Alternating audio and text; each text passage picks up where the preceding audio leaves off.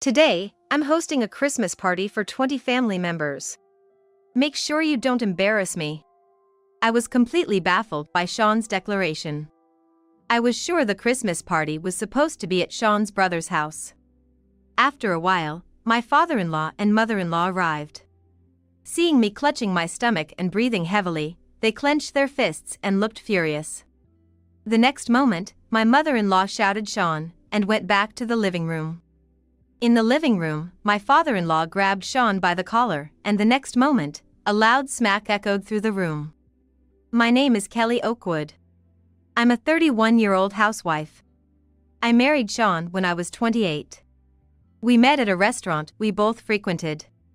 We were both regulars there and knew each other by face, nodding in acknowledgement whenever we saw each other. It was a casual acquaintance at first, but one day, when the restaurant's popular dish was down to the last one, Sean kindly offered it to me. Sean is a big guy with a loud voice to match. He's assertive, but at that moment, he bashfully said please, go ahead, and gave me the dish. His shy demeanor and large frame seemed so out of balance that I found it adorable. In hindsight, it was a complete oversight on my part. We exchanged numbers and went on several dates. Our first date was at a burger place, and on the next date, he took me to a fashionable bar while I was wearing casual shoes, without consulting me. Sean lacks consideration and has a habit of making decisions on his own without consulting others.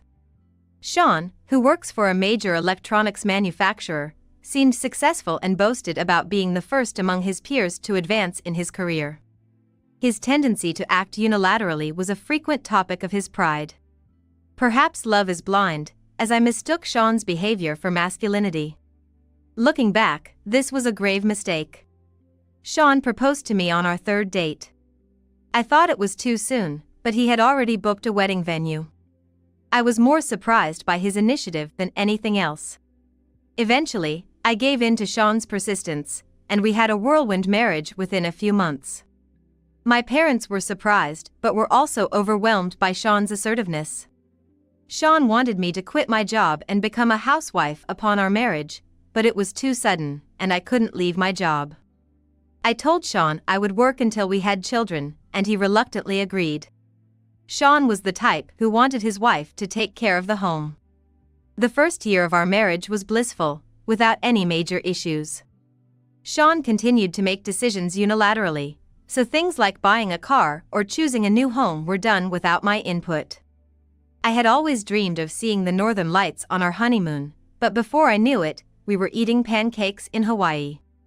If I overlooked Sean's self-centered behavior, it was a happy life. However, things started to change dramatically when I became pregnant after a year. It felt less like tumbling down a hill and more like riding a roller coaster. When I found out I was pregnant, I quit my job and stayed at home as Sean and I had agreed. To our surprise, I was expecting twins. Sean seemed deeply moved, saying I'm going to be a father to 2 kids at once. He was so happy that he even bragged about it at work. Sean's phone wallpaper was the ultrasound image of the twins. Sean was showing off the ultrasound image everywhere. I secretly thought it was in poor taste, but I kept quiet. Since it was my first pregnancy with twins, I felt more nervous and anxious than happy. Sean was too caught up in his excitement to pay any attention to my worries. The obstetrician advised me to have a managed hospital stay due to the risks associated with multiple births. Sean agreed to this. It seemed even he was worried about what might happen. Being in the hospital was a relief for me, but I was also worried about something else. Our home. Sean doesn't do any housework. Being the eldest of 3 brothers, he had never done any household chores.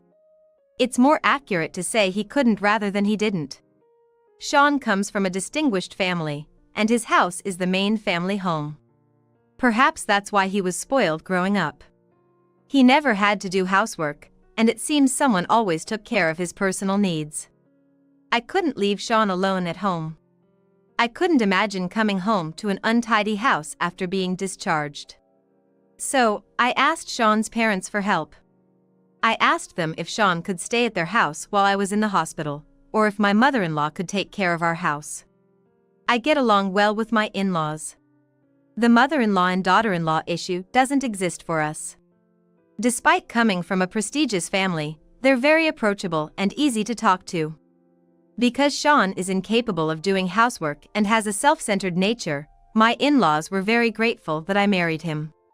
Sean ended up staying with his parents until I was discharged from the hospital. I checked into the maternity hospital with peace of mind. Under the care of the doctors and nurses, I safely delivered twins through a cesarean section. They were a healthy boy and girl, crying loudly. When I was discharged, Sean, both sets of parents, Sean's siblings and their families, and my parents all came. It was a gathering of 10 people. The nurses and the doctor were amazed to see so many visitors. They commented on how happy my family seemed. From the outside, we must have looked like a happy family.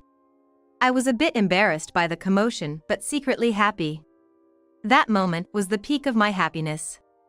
From there, my challenging life began. Sean's attitude changed completely. My life before and after giving birth changed 180 degrees, and for the worse. Issues I thought were problematic before came to the forefront, and any slight hard-working aspect of him disappeared. It all started when Sean returned home.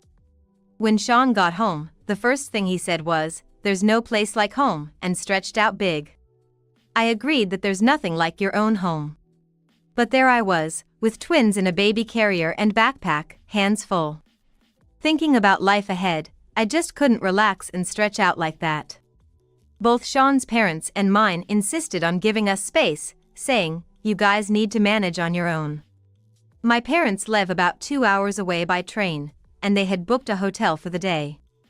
I tried to convince them to stay with us, saying, "It's a waste, stay at our place," but they quickly headed to the hotel after leaving the hospital. Home is nice, but my mom was always nagging. In the living room, he carelessly threw the baby items we got from the hospital on the floor and flopped onto the sofa. Then he reclined and made a surprising demand. "I want some hot tea." There I was, holding babies both in my arms and on my back. And he's asking for hot tea. How does he expect me to fill the kettle, boil the water, put tea leaves in the teapot, and pour it into a cup? And there he was, complaining about a sore shoulder and rotating it. I decided to ignore his request for the moment. I put the twins down on the baby bed we set up next to the living room. That's when I felt a dull pain in my abdomen. The cesarean section incision hadn't fully healed. My body tensed up in pain, my face contorted, but Sean didn't even glance my way. He was casually playing with his smartphone. I couldn't yell at him and risk waking the peacefully sleeping twins. I had just been discharged from the hospital and hadn't regained my strength yet. After putting the twins to sleep, I reluctantly kept quiet. I decided I had no choice but to prioritize the twins' sleep and my recovery. Sean was not only uninterested in housework but also in childcare. Just a little while ago, we were the envy of nurses for being so happy, but now I felt only anxiety. The next day, my parents came early in the morning. By the afternoon, Sean's parents had also arrived. With both sets of parents and me, we began the arduous task of childcare. Sean, as expected, was of no help at all. In fact, he was more trouble than the babies. While watching Sean, I did my best with my first experience of childcare. My mother-in-law said, "This is the time when children teach you to be a mother." It's hard to believe someone as kind as her is Sean's mother. My parents live farther away than Sean's, so my mom can't come over easily. It looks like I'll be relying more on Sean's family. Sean's dad is still working, so I'll have to depend mostly on my mother-in-law. I'm so glad she's a kind person. Sean's parents were very affectionate towards the twins. Even when I was clumsily changing diapers, they reassured me, "No need to rush, you're doing fine." Amidst this, Sean was the one who felt left out. Since we were all focused on the twins, he seemed to feel excluded. He became more demanding than usual, saying, "I'm thirsty, I want to read the newspaper, I'm a bit hungry." Sean's dad talked to him, since Sean wasn't participating in childcare. It can be hard for fathers to get involved in childcare, but it's rewarding once you try. Both Sean's mom and dad are kind people. I couldn't help but wonder how someone like Sean could come from such wonderful parents. My dad also chimed in, sharing how nervous he was the first time he took me out. However, Sean showed no interest in their valuable advice. All that came from him were half-hearted responses like, "Oh, and is that so?" The stories from Sean's dad and my dad were meant to ease the awkwardness and fears of making mistakes, a kind gesture towards Sean. But it was like talking to the wind. Sean was unaffected. Then, Sean really messed up. Not only was he uninterested in childcare, but his selfish behavior finally made his parents angry. While I was breastfeeding the twins, Sean complained to me, "When's dinner? I'm starving." He even demanded a proper meal, not just something pre-made. I was perplexed about what to do when my father-in-law stepped in. "You're not a child. If you're hungry, make something yourself." His response was perfectly reasonable. Yet, Sean became defensive and said, "You're a housewife, so it's natural for you to cook." I rarely use pre-made food when I cook. But for Sean, even one pre-made item meant I was slacking off. Sean's mom joined in the argument. "Babies can't cook and eat by themselves." Then his dad added, "If you're so concerned about feeding, why don't you give the baby formula? You could do that." Faced with criticism from everyone, Sean made a surprising remark. "If I start doing things like breastfeeding, then what's left for the mother to do?" Both sets of parents were dumbfounded. I could only sigh. Afterwards, Sean's mom lectured him endlessly, and his dad thoroughly taught him how to change diapers and other childcare tasks. Sean looked lifeless, obviously doing it unwillingly and in a bad mood. 2 years passed, and I became pregnant again. Sean hadn't changed at all over these years. I continued to be overwhelmed with childcare and household chores. Without the help of Sean's parents, our life would have probably fallen apart. Sean's mom helped with housework, and his dad tried to teach Sean about childcare. Meanwhile, Sean seemed to resent his parents' involvement, always finding excuses to go out. Sean claimed he was busy with business trips and overtime, but I think he just didn't want to be at home. This pregnancy wasn't twins, but my morning sickness was worse than before. Especially the smell of cooked rice was unbearable, so inevitably, bread became a staple at our table. Sean was unhappy about this too, constantly complaining that he wanted freshly cooked rice. Angered by this, his mom told him, "If you want a meal, make it yourself." Surrounded by his parents, Sean reluctantly cooked the rice. Regardless of how it looked, I tried to eat the meal he prepared for the first time. However, due to my morning sickness, I couldn't finish it. Sean exaggeratedly sighed at the sight of the uneaten food. "I went through all this trouble, and this is it? If it's too awful to eat, just say so," he said before storming out of the house. About an hour later, Sean returned. From that point on, he stopped doing any household chores or childcare. His excuse was, "You're just wasting people's kindness." Unashamed, Sean started going out fishing on weekends as his hobby. On weekdays, he would go out for drinks, citing work commitments, and come home late. There were days I didn't even see his face. Realizing this couldn't go on, I apologized several times about the meal and asked for his help around the house. I requested him to come home a bit earlier on weekdays and to spend at least some weekends at home. I was hoping he would spend even a little time with the twins. But Sean's response was unbelievable. "I've taken care of the twins for 2 years. You should be used to it by now," he said before leaving for fishing. He even said, "It's only one baby this time, not like I can do anything." The 2-year-old twins, thanks to Sean's indifferent attitude, were not at all attached to him. In fact, they seemed to dislike being around him. They would frown and look like they were about to cry whenever Sean walked by. My biggest regret is wondering why I got pregnant with a 3rd child. I must have been fooled by Sean's occasional kind gestures. It's unfortunate, but there's nothing I can do about it now. The baby in my growing belly is innocent. Despite my mixed feelings, my pregnancy progressed smoothly, and I reached full term. like the last time, I was scheduled for a cesarean section. Having experienced it before, I knew what to prepare for the hospital stay. However, the due date being right after Christmas meant a hectic holiday season. There's a big family gathering at Sean's parents' house for Christmas, but I won't be able to attend this year. The biggest problem with this childbirth is Sean. This time, there's the additional responsibility of taking care of the twins. It seems impossible without Sean's help. I wished Sean could take time off work to match the birth, but I doubt that will happen.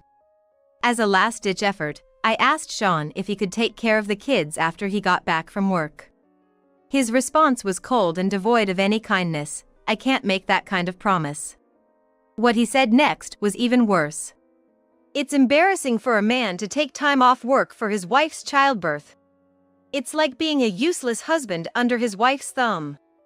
I couldn't hold back and was about to retort when Sean demanded dinner. This stopped me in my tracks, and I lost the will to argue. Upset by my request, he continued to complain during dinner. At 2 years old, they should be able to eat by themselves. Sure, they might be able to eat, but they can't cook. Sean lacks that kind of imagination. I was so annoyed that I snapped back. Well, you should be more capable than a 2-year-old. Why don't you show them how it's done? Unfazed by my sarcasm, Sean said something outrageous. I'm the breadwinner. You're all living off what I earn. So you should be grateful and make me dinner. I couldn't understand his logic. His arguments were too far-fetched. Until I went to the hospital, Sean kept saying, I'm the one providing for you. I never intended to quit my job.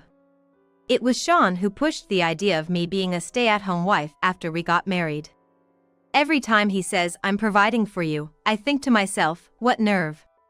Frustrated, I reached the week I was scheduled to be admitted to the hospital. Then, Sean made another tactless comment. You should attend the Christmas party. I couldn't understand why he would say that. Apparently, it looked bad for the head of the family to attend alone. He had no understanding of the pain and risks of childbirth. Childbirth is a life-risking endeavor. Sean's unreasonable demands continued. Why do I have to attend alone? Who's going to cook and serve drinks? It's as if he mistook me for a servant or a maid. The idea of risking my life for Sean's reputation was unbelievable. Sean often comes up with such ideas. We went back and forth with come and it's impossible several times. Finally, my father-in-law talked to Sean, and it was decided that I wouldn't attend. As the new year approached and the day before my hospital admission arrived, Sean was still sulking. Unfortunately, today was the day of the Christmas party. On the day of the party, I was lying down with a tight belly next to the twins. Suddenly, I noticed Sean standing over me. With sleepy eyes, I looked up at him. Today, I'm hosting a Christmas party for 20 family members. Make sure you don't embarrass me. What was Sean thinking? I was totally confused by his statement. I was sure the Christmas party was supposed to be at Sean's brother's house. Sean squatted down and shook my shoulder. Prepare a meal for 20 relatives and some desserts that women would enjoy, he said. It seemed Sean had unilaterally decided to host the Christmas party at our house. Everyone in the family, including Sean's parents, had been considerate about our twins and my current pregnancy. I couldn't understand why suddenly 20 people were coming over today. I hadn't noticed, but there were missed calls from my mother-in-law and father-in-law on my phone. I'm due to be hospitalized tomorrow. I could go into labor at any moment. Hosting 20 relatives in such a condition is absolutely impossible. I told Sean, it's impossible to do all this at the last minute. I asked, even if it costs more, can we have a catering service or something? I even humbly suggested. But Sean exploded in anger. I said we're doing it at my house. Are you trying to embarrass me? As the wife of the eldest son of the main family, you should keep up appearances.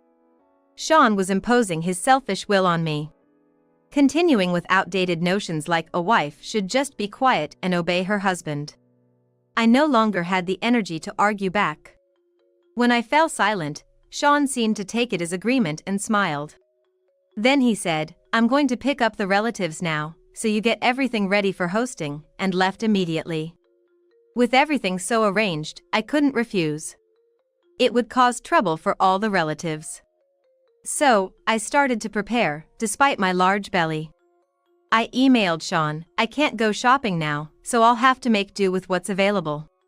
Thinking about my hospital stay, I had stocked up on food for Sean. So the fridge was nearly empty, no matter. I managed to prepare the food while pressing on my tight belly. For drinks and alcohol, which I was short on, I decided to order delivery. Just as I finished all the preparations, I got a message from Sean that he was on his way home. In just 2 hours, I had managed to prepare the meals and drinks. I wanted to pat myself on the back. I put the twins to bed in the back room as they were starting to doze off. Soon, I heard voices and the front door opening. I went to the entrance to greet everyone. My mother-in-law and father-in-law asked me if I was okay. Their call earlier must have been out of concern. I just smiled vaguely, unable to say much else. The living and dining rooms were packed with 20 people as the Christmas party began. I was busy serving food and pouring drinks, with no time to sit down. Everyone kept asking me, "Are you okay?" and "Don't overdo it," to which I just smiled and brushed off. Sean, on the other hand, was in a great mood, boasting, "She's tough, that's her strong point." But Sean's parents and brother had frowns on their faces. Due to standing and moving around to serve drinks, the tightness in my belly became unbearable. I excused myself, saying, "I'm going to check on the sleeping kids," and left the room. As I looked at the children's sleeping faces, my eyelids grew heavy, and I lay down. After a while, the tightness turned into pain. Not wanting to worry everyone, I covered my mouth with both hands. But the pain in my abdomen grew stronger and clearer. It had been 3 hours since Sean sprung the news of the Christmas party on me. As I endured the pain, suddenly the door opened. It was Sean's brother. It seemed to have mistaken the room for the bathroom. "Sorry, wrong room," he said before closing the door and hurrying away. Shortly after, Sean's parents came in. Seeing me clutching my stomach and breathing heavily, they clenched their fists and looked furious. The next moment, Sean's mother shouted Sean and went back to the living room. I also staggered to my feet and returned to the living room. There, Sean's father had grabbed Sean by the collar, and the next moment a loud smack echoed through the room. Sean's cheek was red. His father had slapped him. His father's eyes were sharp, and his usually gentle face looked demonic.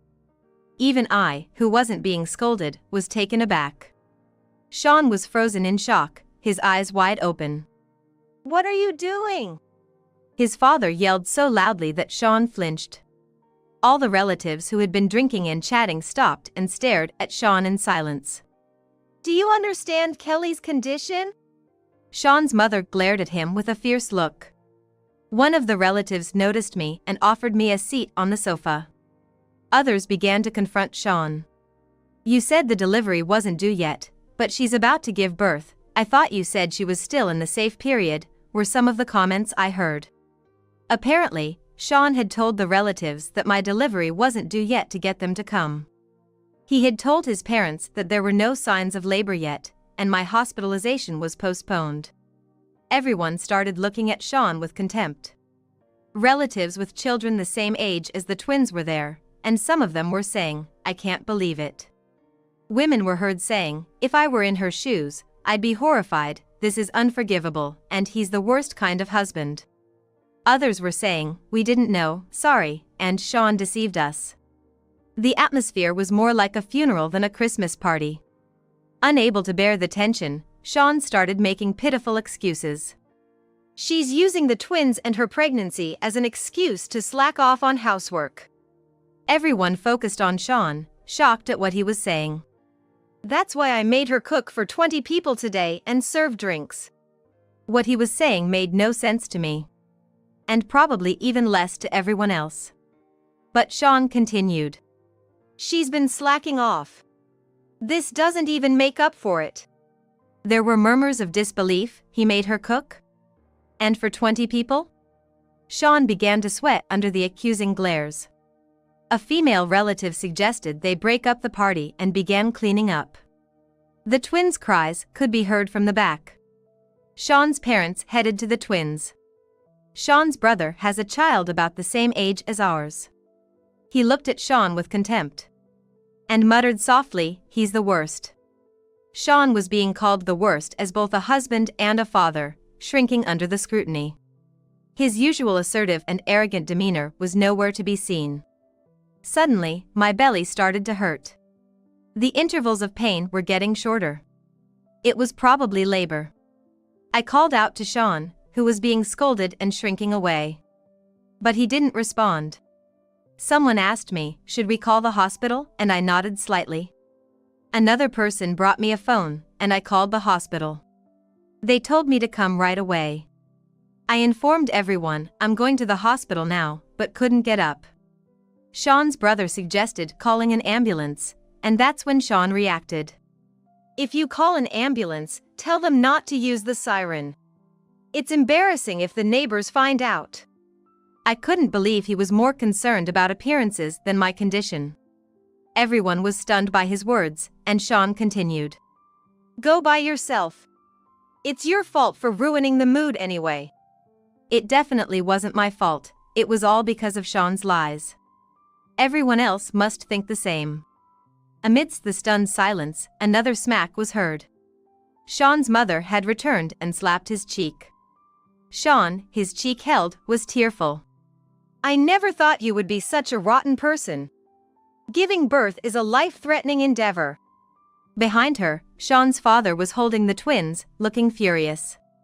"The pain Kelly is experiencing is nothing like this," he exclaimed, trembling with anger and carefully setting the twins down. "I'm not in the wrong. It's because I'm the one supporting them," Sean insisted, saying it was my fault for embarrassing him in front of others and that he wasn't to blame. Even in this situation, he was flaunting his elitist attitude. Of course, no one sympathized with him. The sister-in-law raised her hand. "I haven't been drinking, I can drive." Everyone cheered. It was decided she would drive our car, and people began to move quickly, helping with my hospital bag and cleaning up. The bag was ready in the bedroom, so I asked Sean's mother to fetch it. Sean's father started helping with the dishes. Sean alone, rubbing his slapped cheek, muttered, "If you weren't my parents, I'd sue you." His face turned red. Perhaps embarrassed at his wounded pride. Meanwhile, the twins started crying loudly because of the commotion. The men took turns comforting them while the women hurried to clean up. Sean didn't help at all. Everyone else seemed to have stopped paying attention to him. I felt utterly disgusted with Sean. I honestly thought I no longer needed such a useless man. Sean's brother, who's good at entertaining children, started playing with the twins. He said, "I often play with kids at home, so leave it to me," and started playing with the twins. I managed to stand up with support and informed him about the toys in the kids' room and that they didn't have any food allergies. I added that he could use anything in the fridge. Sean kept muttering, "I'm not wrong," but I ignored him and headed for the door. Sean's sister-in-law then drove me to the hospital.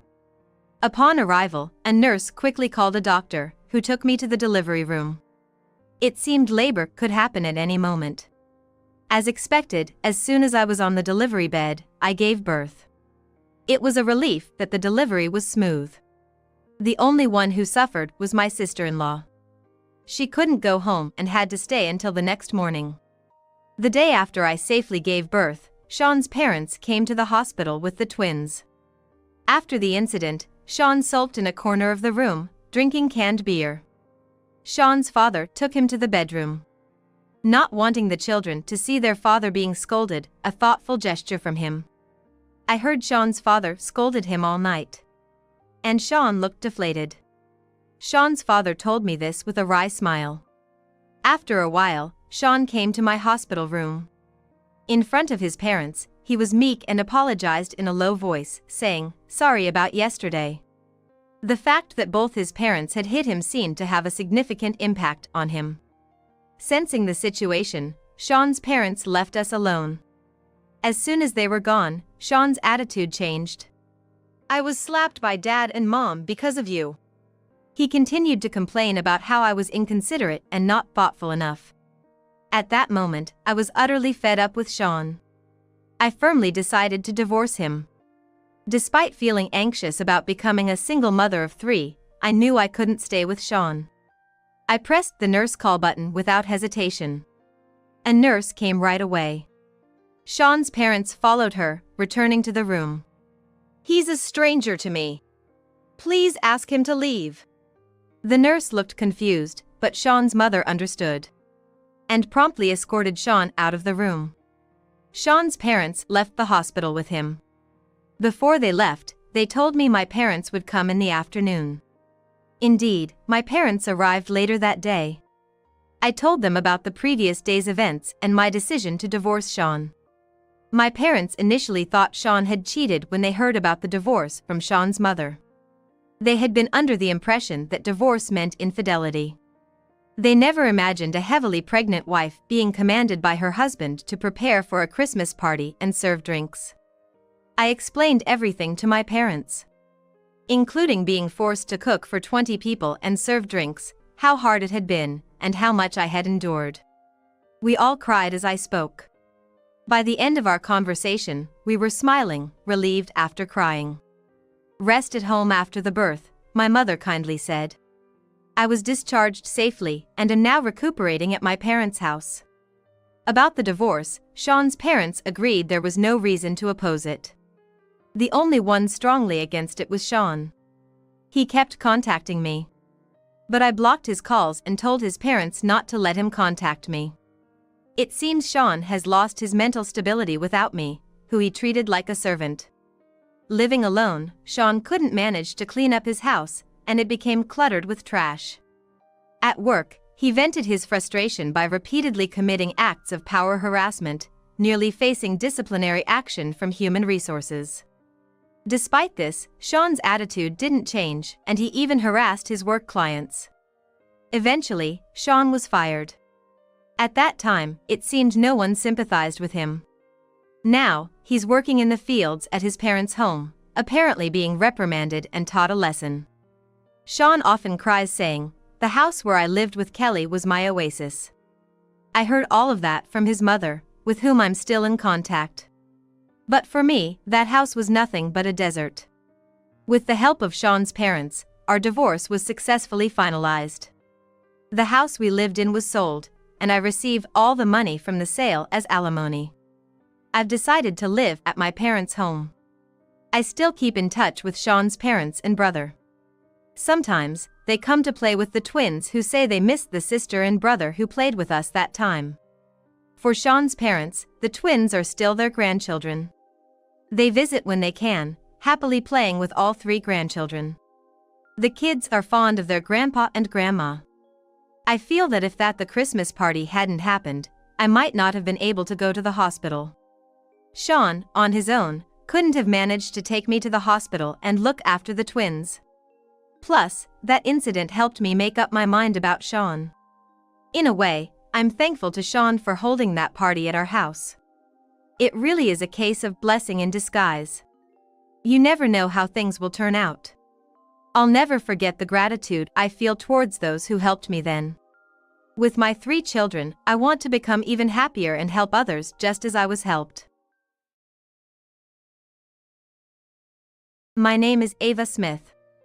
I've been married for 2 years, but we don't have children. My husband said he likes career-oriented women, but I want to dedicate my time to household chores and my family. So, instead of quitting my job after having a child, I decided to prepare in advance and quit my job now. My husband understood this decision. However, the reality is that we don't have a child yet. It's starting to weigh on me. My sister, Sophia, always leaves her child with me. She got pregnant soon after getting married. But she and her husband, who wanted a stay-at-home wife, had conflicting views since she aimed to be a career woman. They divorced soon after their child was born. Since then, she often leaves her child with me, saying she has overtime work or company parties. The other day was the same. She brought over my niece, Luna, in the morning, saying she had a long business trip. It's just for a week. A whole week? That's too much. Why? It's no different from usual. Usually, you come to pick her up at night.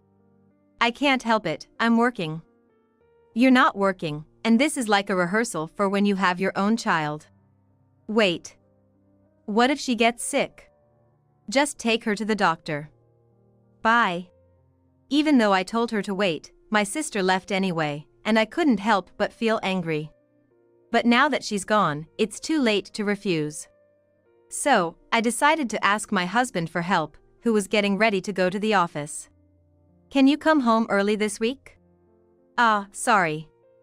I've got a week-long business trip starting today. What? You never told me that. Oh, I forgot to mention it. It was decided yesterday. So, manage by yourself. Alone for a whole week? If you manage now, it'll be easier when we have a child. Counting on you, Mama. And he left. What am I going to do for a week? I'm so anxious. I felt overwhelmed but couldn't do much. Then, my mom called. She invited me to lunch. Normally, I would happily join her, but not today. Mom, help me. Oh dear, what's wrong? I told her about Sophia leaving Luna with me and my husband being away on a business trip. My mom decided to stay with me, saying it would be too hard alone. With her around, I felt more at ease and could enjoy tea and chats while looking after Luna. But then, I realized my husband forgot something important. I tried contacting him, but couldn't reach him. Reluctantly, I called his office. But then, my mom comforted me, but the unease in my heart grew. 4 days later, Sophia contacted me. Thanks for babysitting. What's my cute daughter Luna up to right now? Despite saying she was on a business trip, my sister Sophia sounded very cheerful. Not a hint of fatigue in her voice. I'm thinking of buying some souvenirs, so what would you like? Any preferences? I couldn't care less about souvenirs. If she has the time for that, she should come home. That's all I can think about. Especially since I'm dealing with problems here. Luna had a fever 2 days ago, you know. Oh, wonder what it was. Sophia laughed it off. But I can't come back, I'm on a trip for work. I see. When I called my husband Noah's office, his boss answered. I couldn't believe what I heard. I need to reach my husband because he forgot an important file. He doesn't answer his cell, and he said this file is crucial for his work. Can you tell me where he is on his business trip? However, his boss said there's no business trip scheduled, he's taken a week of paid leave, and I heard it's for a family vacation, sounding apologetic as he informed me. After hanging up and telling my mom, she looked troubled. Then, looking at our family calendar, she asked, are these business trips and overtime Noah's? Yes, they suddenly come up. Weren't you taking care of Luna on these days? She pointed out, and sure enough, there was overtime written with M underneath on the calendar. M for Luna, indicating I was babysitting her. Why does Sophia leave Luna with you on the days of Noah's overtime or business trips? Mom didn't say more, but it was enough to make me think. So, I called Sophia's office, pretending I didn't know she was on a business trip. But I got the same story, a week of paid leave and a family vacation. The word affair started to linger in my mind. They lied to take time off together. Both for a whole week. And no matter how much I tried, I couldn't reach either Sophia or Noah. When Sophia finally called, she sounded too cheerful. Without any guilt or apology for leaving her child. She didn't seem worried about Luna either. Just 3 more days, okay? You can handle the second half. Is that okay with you? Of course, it's work, what can I do? Are you really at work? Of course. What else would it be? I wouldn't leave Luna for anything but work. Then I heard a voice in the background. It was familiar. So, what's Luna doing? We've just finished wake. What? After saying that, I hung up the phone. That voice was Noah. Seeing me dazed, my mom asked what happened. But I couldn't find the words. And I just started crying. After a while of crying, Luna came over with her stuffed animal, saying, "Don't cry." What happened? It was Sophia on the phone. I heard Noah's voice in the background. I suspected they might be traveling together, but hearing it for sure just made it all too real and painful. That would upset anyone. It's natural to feel that way. Mom, I can't forgive. Oh. Which one? Both of them. I can't forgive Sophia for leaving her child or Noah for cheating. Absolutely unforgivable. You definitely can't. Seeing me cry, Luna brought over her toy phone. Auntie, I'll show you pictures, so don't cry. The photos, taken by Luna, were full of flowers and stuffed animals. As I flipped through them, I stopped at one. This one. What about it? My mom leaned in and seemed to freeze in place too. After a moment of silence, she said, "Well then, if that's the case." And smirked mischievously while patting my back. The next day, around noon, the two of them, who weren't supposed to be back yet, returned. They were both dressed in leisure clothes. What happened? I asked as I greeted them. Where's Luna? Sophia exclaimed. She's not here. But why are you back so suddenly? Because wake is over. What about the funeral? That's over too. That's too quick. She's a child, it's quick, right? So you came back for that? Of course. You too? Obviously. Strange, I only spoke with my sister. Why would you come back too, Noah, especially when you were on separate business trips? And those clothes don't look work-related.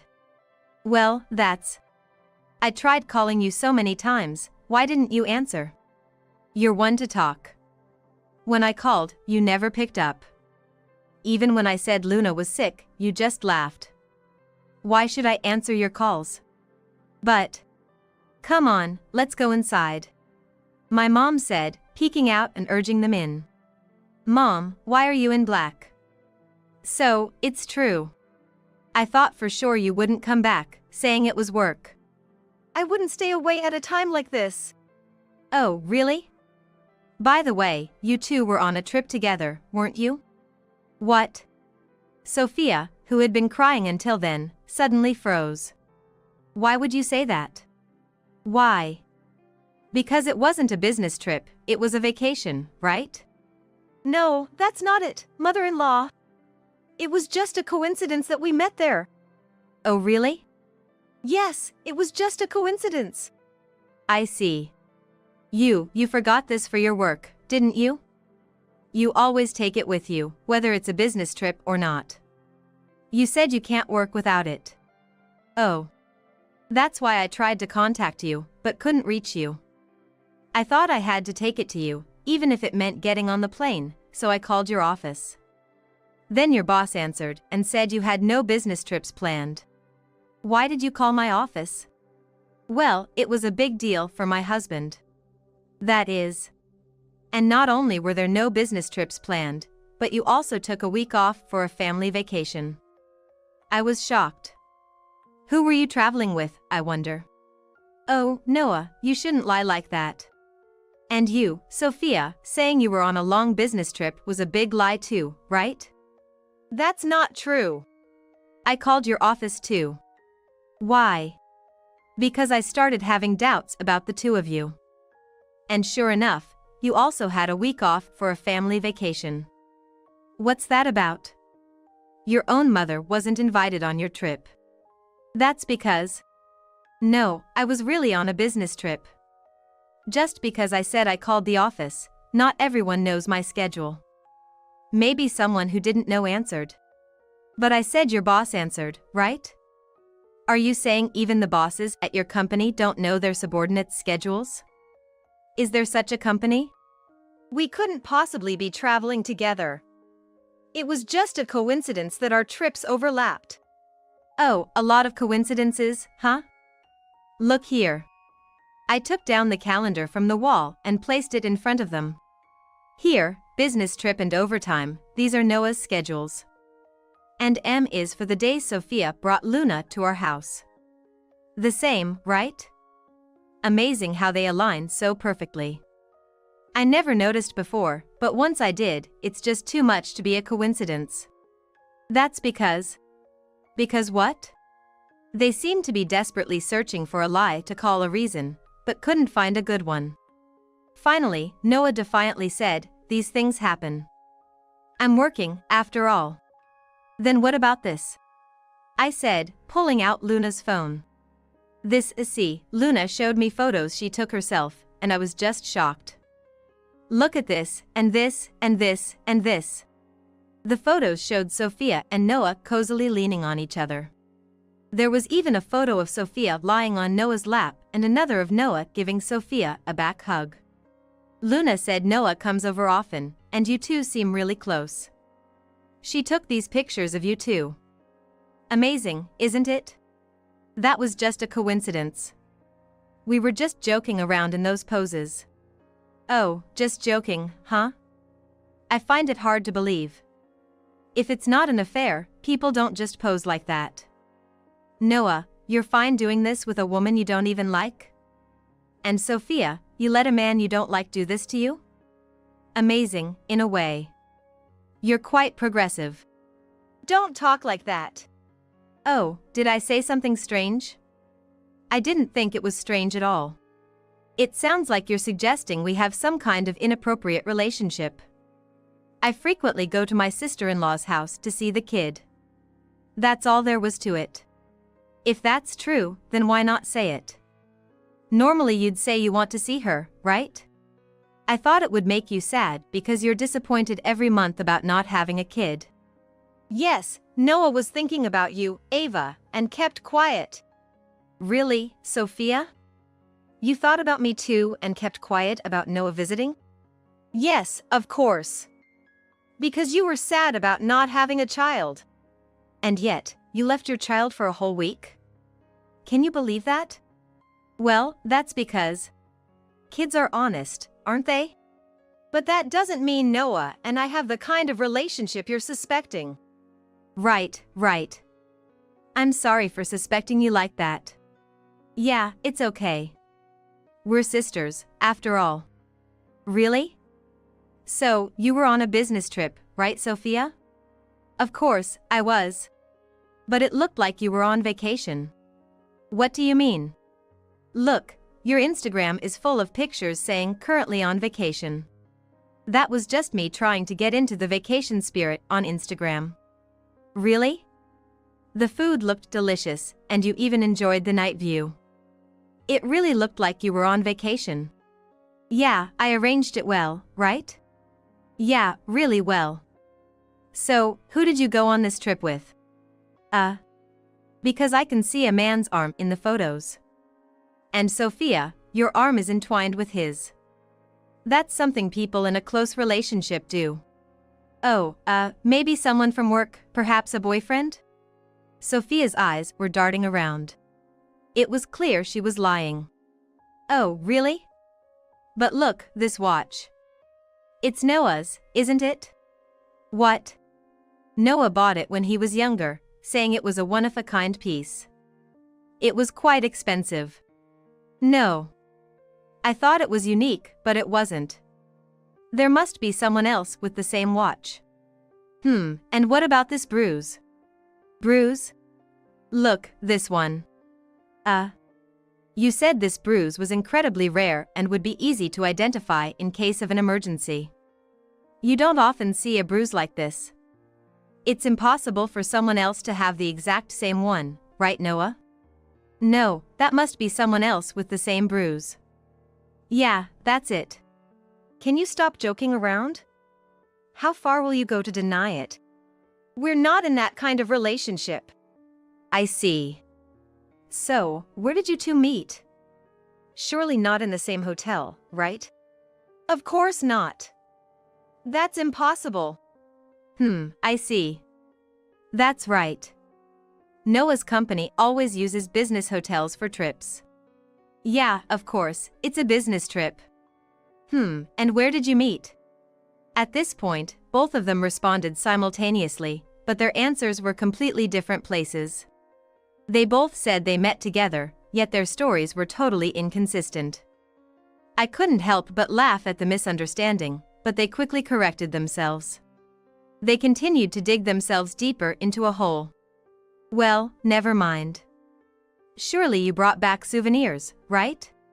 Ah, yes. We did. Let me see them. They presented their souvenirs. I carefully examined the wrapping paper of the souvenirs. I noticed neither had the names of the places they mentioned. Instead, they bore the name of a luxury hotel. And both souvenirs had it. You bought them from the same place, huh? What? No way. But look, both have the logo of a luxury hotel. If you're gonna cheat, you should be more careful with these things. It's not like that. These are sold everywhere. It's a famous hotel. Wow, must be a pretty amazing hotel then. I said this and then turned over my husband's bag. He started panicking, but my mom stopped him. Inside the bag was a toothbrush with the hotel's logo. You're so cheap, always bringing these things back. My sister was gripping her bag tightly. My mom grabbed it from her. Despite my sister's protests, Mom turned the bag upside down. And out came a towel with the hotel's logo. So, it's confirmed. You both stayed at the same hotel, right? Well, we had separate rooms. Still saying that? Then let's call the hotel and confirm if you two stayed in the same room. If we find out that, there's no escaping it. Please don't, I beg you, don't do that.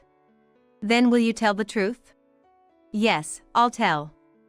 I was with Sophia. We're in a relationship.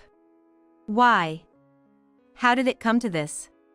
It started with looking after the kids and discussing work, and then it just happened. I felt sorry for you, but I couldn't stop it. But we're not planning to marry or break up our homes. Too late. It's already broken. Knowing this, I can't think of continuing together. Let's divorce. Wait, I don't want a divorce. Well, I do. I said and spread out the divorce papers on the table. My name was already written in them. My parents' names were in the approval section, and all that was left was for Noah to sign. Okay, I get it. He hadn't expected it to come to divorce and signed the papers, looking defeated. Just then, the front door opened, and Luna's cheerful voice was heard. I'm back. Holding a bag of snacks, she entered with my father and was surprised to see Sophia and Noah. Mom! What, Luna, why are you a ghost? What are you talking about? It's the real Luna. Why? You said the wake and the funeral were over. They are over. What do you mean? She's right here. Yeah, what's going on? You said the wake was over. Oh, that. We were playing funeral. It just ended. What about the funeral? It's quick because she's a kid. Kids get bored quickly. Why would you let her play like that? She saw a funeral scene on a TV drama. Kids imitate anything. Why would you do something so misleading? You just assumed it on your own. But, Mom was wearing black clothes and said as expected. Oh, I didn't say anything. Besides, I always wear black-based clothes every winter. That's why it was just black. What? We hurried back from our trip thinking it was Luna's funeral. So it was a trip after all. Whatever. It's too late now. The divorce is final, it's over. Right, Sophia. I'm cutting ties with you too. Why? You seduced your sister's husband.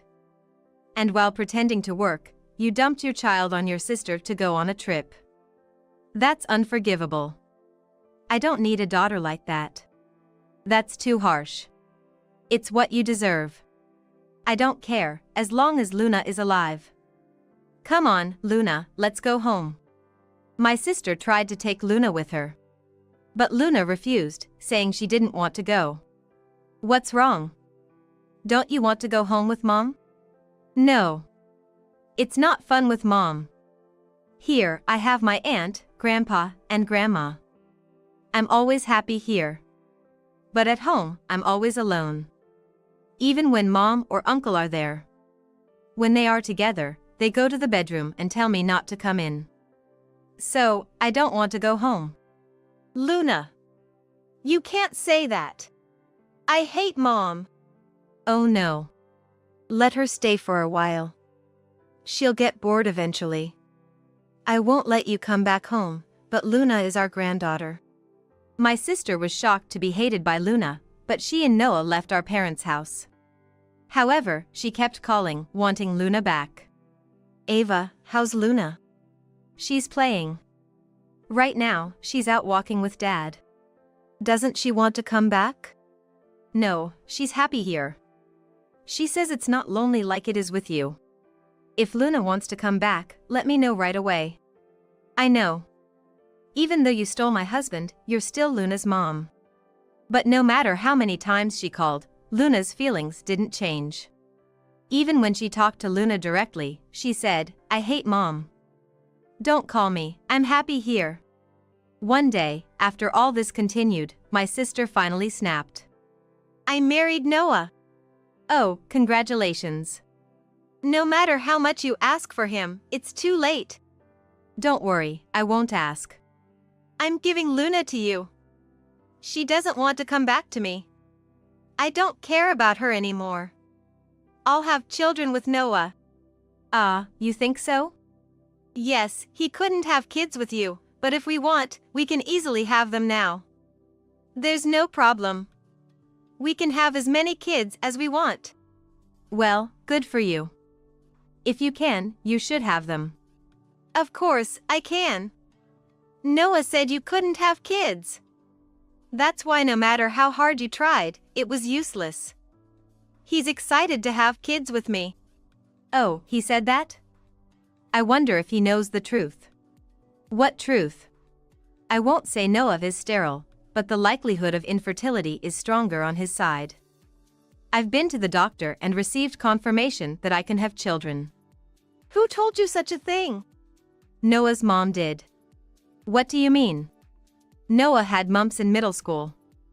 He had a high fever for a long time, so it was thought that having children would be difficult. But she couldn't tell me because she knew I wanted kids and was worried it might lead to divorce. That's unbelievable. When I went to report our divorce, she revealed it all. She even told me to make sure to marry someone who can have children next time. So, it turns out I'm not the one with fertility issues. That's ridiculous. But it's not absolutely impossible for him. It's not like he has zero sperm. Good luck with that. I thought I'd have children with Noah when I married him.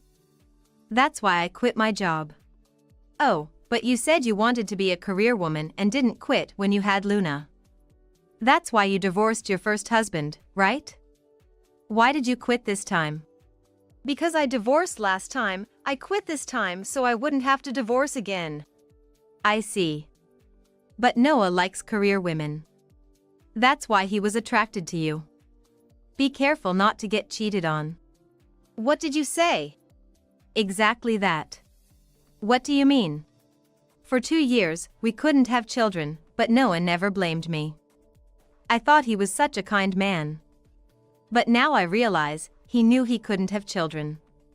That's why he was kind to me. So, it was his fault. You're lucky, he'll still be kind to you even if you can't have kids. That's not a joke. I want children. This is like fraud. Well, you chose Noah, and took him from me. Nothing can be done now. No returns. What do you mean? Oh, you know what? What do you want to say more? I have to claim alimony for the divorce. What? You're talking about alimony when we might not even be able to have children? Not might not, it's almost certain. And you still want to claim alimony? Don't worry. It's not just you, I'll claim from Noah too. It's infidelity during marriage. he'll have to pay. Why? I can't have children and now alimony? That's too much. Well, you can't help it, you know. If you're going to be angry at Noah. After all, he's the one who might be infertile. I'll be claiming half of the alimony from him. He might even end up paying all of it, but it's going to make his life tough. His boss knows about the affair trip, so hopefully, he doesn't get fired. Why would that happen? Remember, I called Noah's company during your affair trip. His boss answered. That company is very strict about affairs. He's probably close to getting fired. That's not a joke. No joke. But don't worry. There's nothing more to it. Then give me back my child. My child. Sorry, but no. Denied. Later, my sister confronted Noah with the truth. He admitted he knew he probably couldn't have children. That's why he preferred a career-oriented woman who might not want kids. But when Luna rejected her parents, and my sister, having quit her job, wanted children, she kept blaming Noah. He was forced to quit his job and became unemployed, which only added to my sister's frustration. How can you have no children and be unemployed? You are nothing to me. He was cursed daily, and it became painful for him to be with his sister. Ava never said such things to me. Whenever he complained, he was met with even more abusive words. However, 6 months later, surprisingly, Sophia became pregnant. Is it my child? Noah asked, in disbelief. Sophia laughed and said, as if a man without seed could father a child, revealing it was another man's child. You can't produce children, so what's wrong with getting it from someone else? Blame yourself for deceiving me. You should work for this child. This led Noah to a life of juggling multiple jobs. Even when he returned home, he faced only a cold atmosphere, which didn't change even after the child was born. Worn out, Noah contacted me, hoping for help, but I refused, saying it was a marital issue. He was reduced to a life of labor without even a small allowance, his only purpose being to work. Still, he endured, spending his days in tears. Meanwhile, I adopted Luna and now live happily with her at my parents' house. Luna is growing up well, and we enjoy every day together. Just as construction began on our new home, my husband lost his job. He had promised to pay half of the mortgage even if he had to work part-time, but he couldn't find another job and didn't even work part-time. When our new home was completed, he suddenly came up with a ridiculous idea. I've decided to give this house as a wedding present to my adorable niece. We can always buy another house. If you disagree with me, let's get divorced right away. Huh? What does he mean? I was shocked, but I knew his secret, so I was ready to happily agree to a divorce if that's what he wanted. Smugly thinking he had his way, my husband quickly filed for divorce. Then he started asking about the division of property. When I threatened to reveal his secret, his attitude changed dramatically. With the help of a certain person, his plan took an unexpected turn, leading to an unbelievable situation. We had been married for 3 years. Next year, I will turn 30, and my husband, Daniel, will be in his mid-30s. We discussed whether to have children. Bearing a child requires physical strength, and one cannot always maintain their current health. I wanted to have a child before my mid-30s and discussed this with Daniel. If he felt it was unnecessary to force ourselves to have a child, I was okay with that. However, Daniel said he also wanted a child, but our current home was too small for a family. He suggested considering buying our own home. Raising a child and owning a home would cost a lot, not to mention a mortgage of nearly 30 years. By then, Daniel would be in his mid-60s, likely retiring. I didn't want our child to struggle because of a mortgage. My mother worked full-time while raising me and doing household chores. She worked until retirement, supporting my father and me. I always respected her and decided to work while maintaining a household. With this in mind, I was determined to realistically plan for our own home. We chose a builder and our home plan was on track. Fortunately, we had savings, so we decided to pay a large down payment to reduce future mortgage troubles. Just as things were coming together, Daniel's company went bankrupt, and he lost his job without any severance pay. I asked if there were any signs of the company failing, but he snapped back, saying he couldn't have known as he wasn't a senior executive. One morning, he went to work only to find the office closed with a notice. It said the company had gone bankrupt the day before. It was a small company, and apparently, the executives had fled in the night, leaving no severance pay or salary for that month. I suggested putting the house plan on hold, considering our uncertain future. However, Daniel insisted we continue since we had already made plans. He promised to find a new job without being picky and convinced me to put the plan on hold temporarily. I thought he would find a job quickly if he wasn't choosy. I decided to continue with our plan once he secured employment. Daniel started visiting the employment office and searching for jobs online. He even found a temporary part-time job, although it was on a call-in basis. Even so, it was a temp job on a call-in basis, so he never knew when he'd be working. His actions and commitment to pay the mortgage together made me feel his determination. Since my income was stable and we could manage without his help for the time being, I decided to go ahead with our house plan. Up to this point, you might think Daniel was a very sincere husband. However, he had an odd obsession. Daniel has an older sister, who had a child, Mia, at a young age. Becoming an uncle at a young age, Daniel adored Mia immensely. My sister-in-law lived far away due to my brother-in-law's job transfer, so we didn't see them often. But my husband, Daniel, would send gifts and a lot of cash to his niece, for allowance or as Christmas gift, sometimes 5 times the usual amount. I even opposed him once when he wanted to give $2,000 for Christmas gift, arguing it was too much even for his beloved niece. When sending gifts to his niece, who lives far away, we usually mail them. But after Daniel reported spending money to send something to her, I never heard any word of thanks from my sister-in-law, which was frustrating. I questioned my husband's nerve when I heard that he had given his niece an expensive gift without regard for the family budget, even when unplanned expenses came up at one point.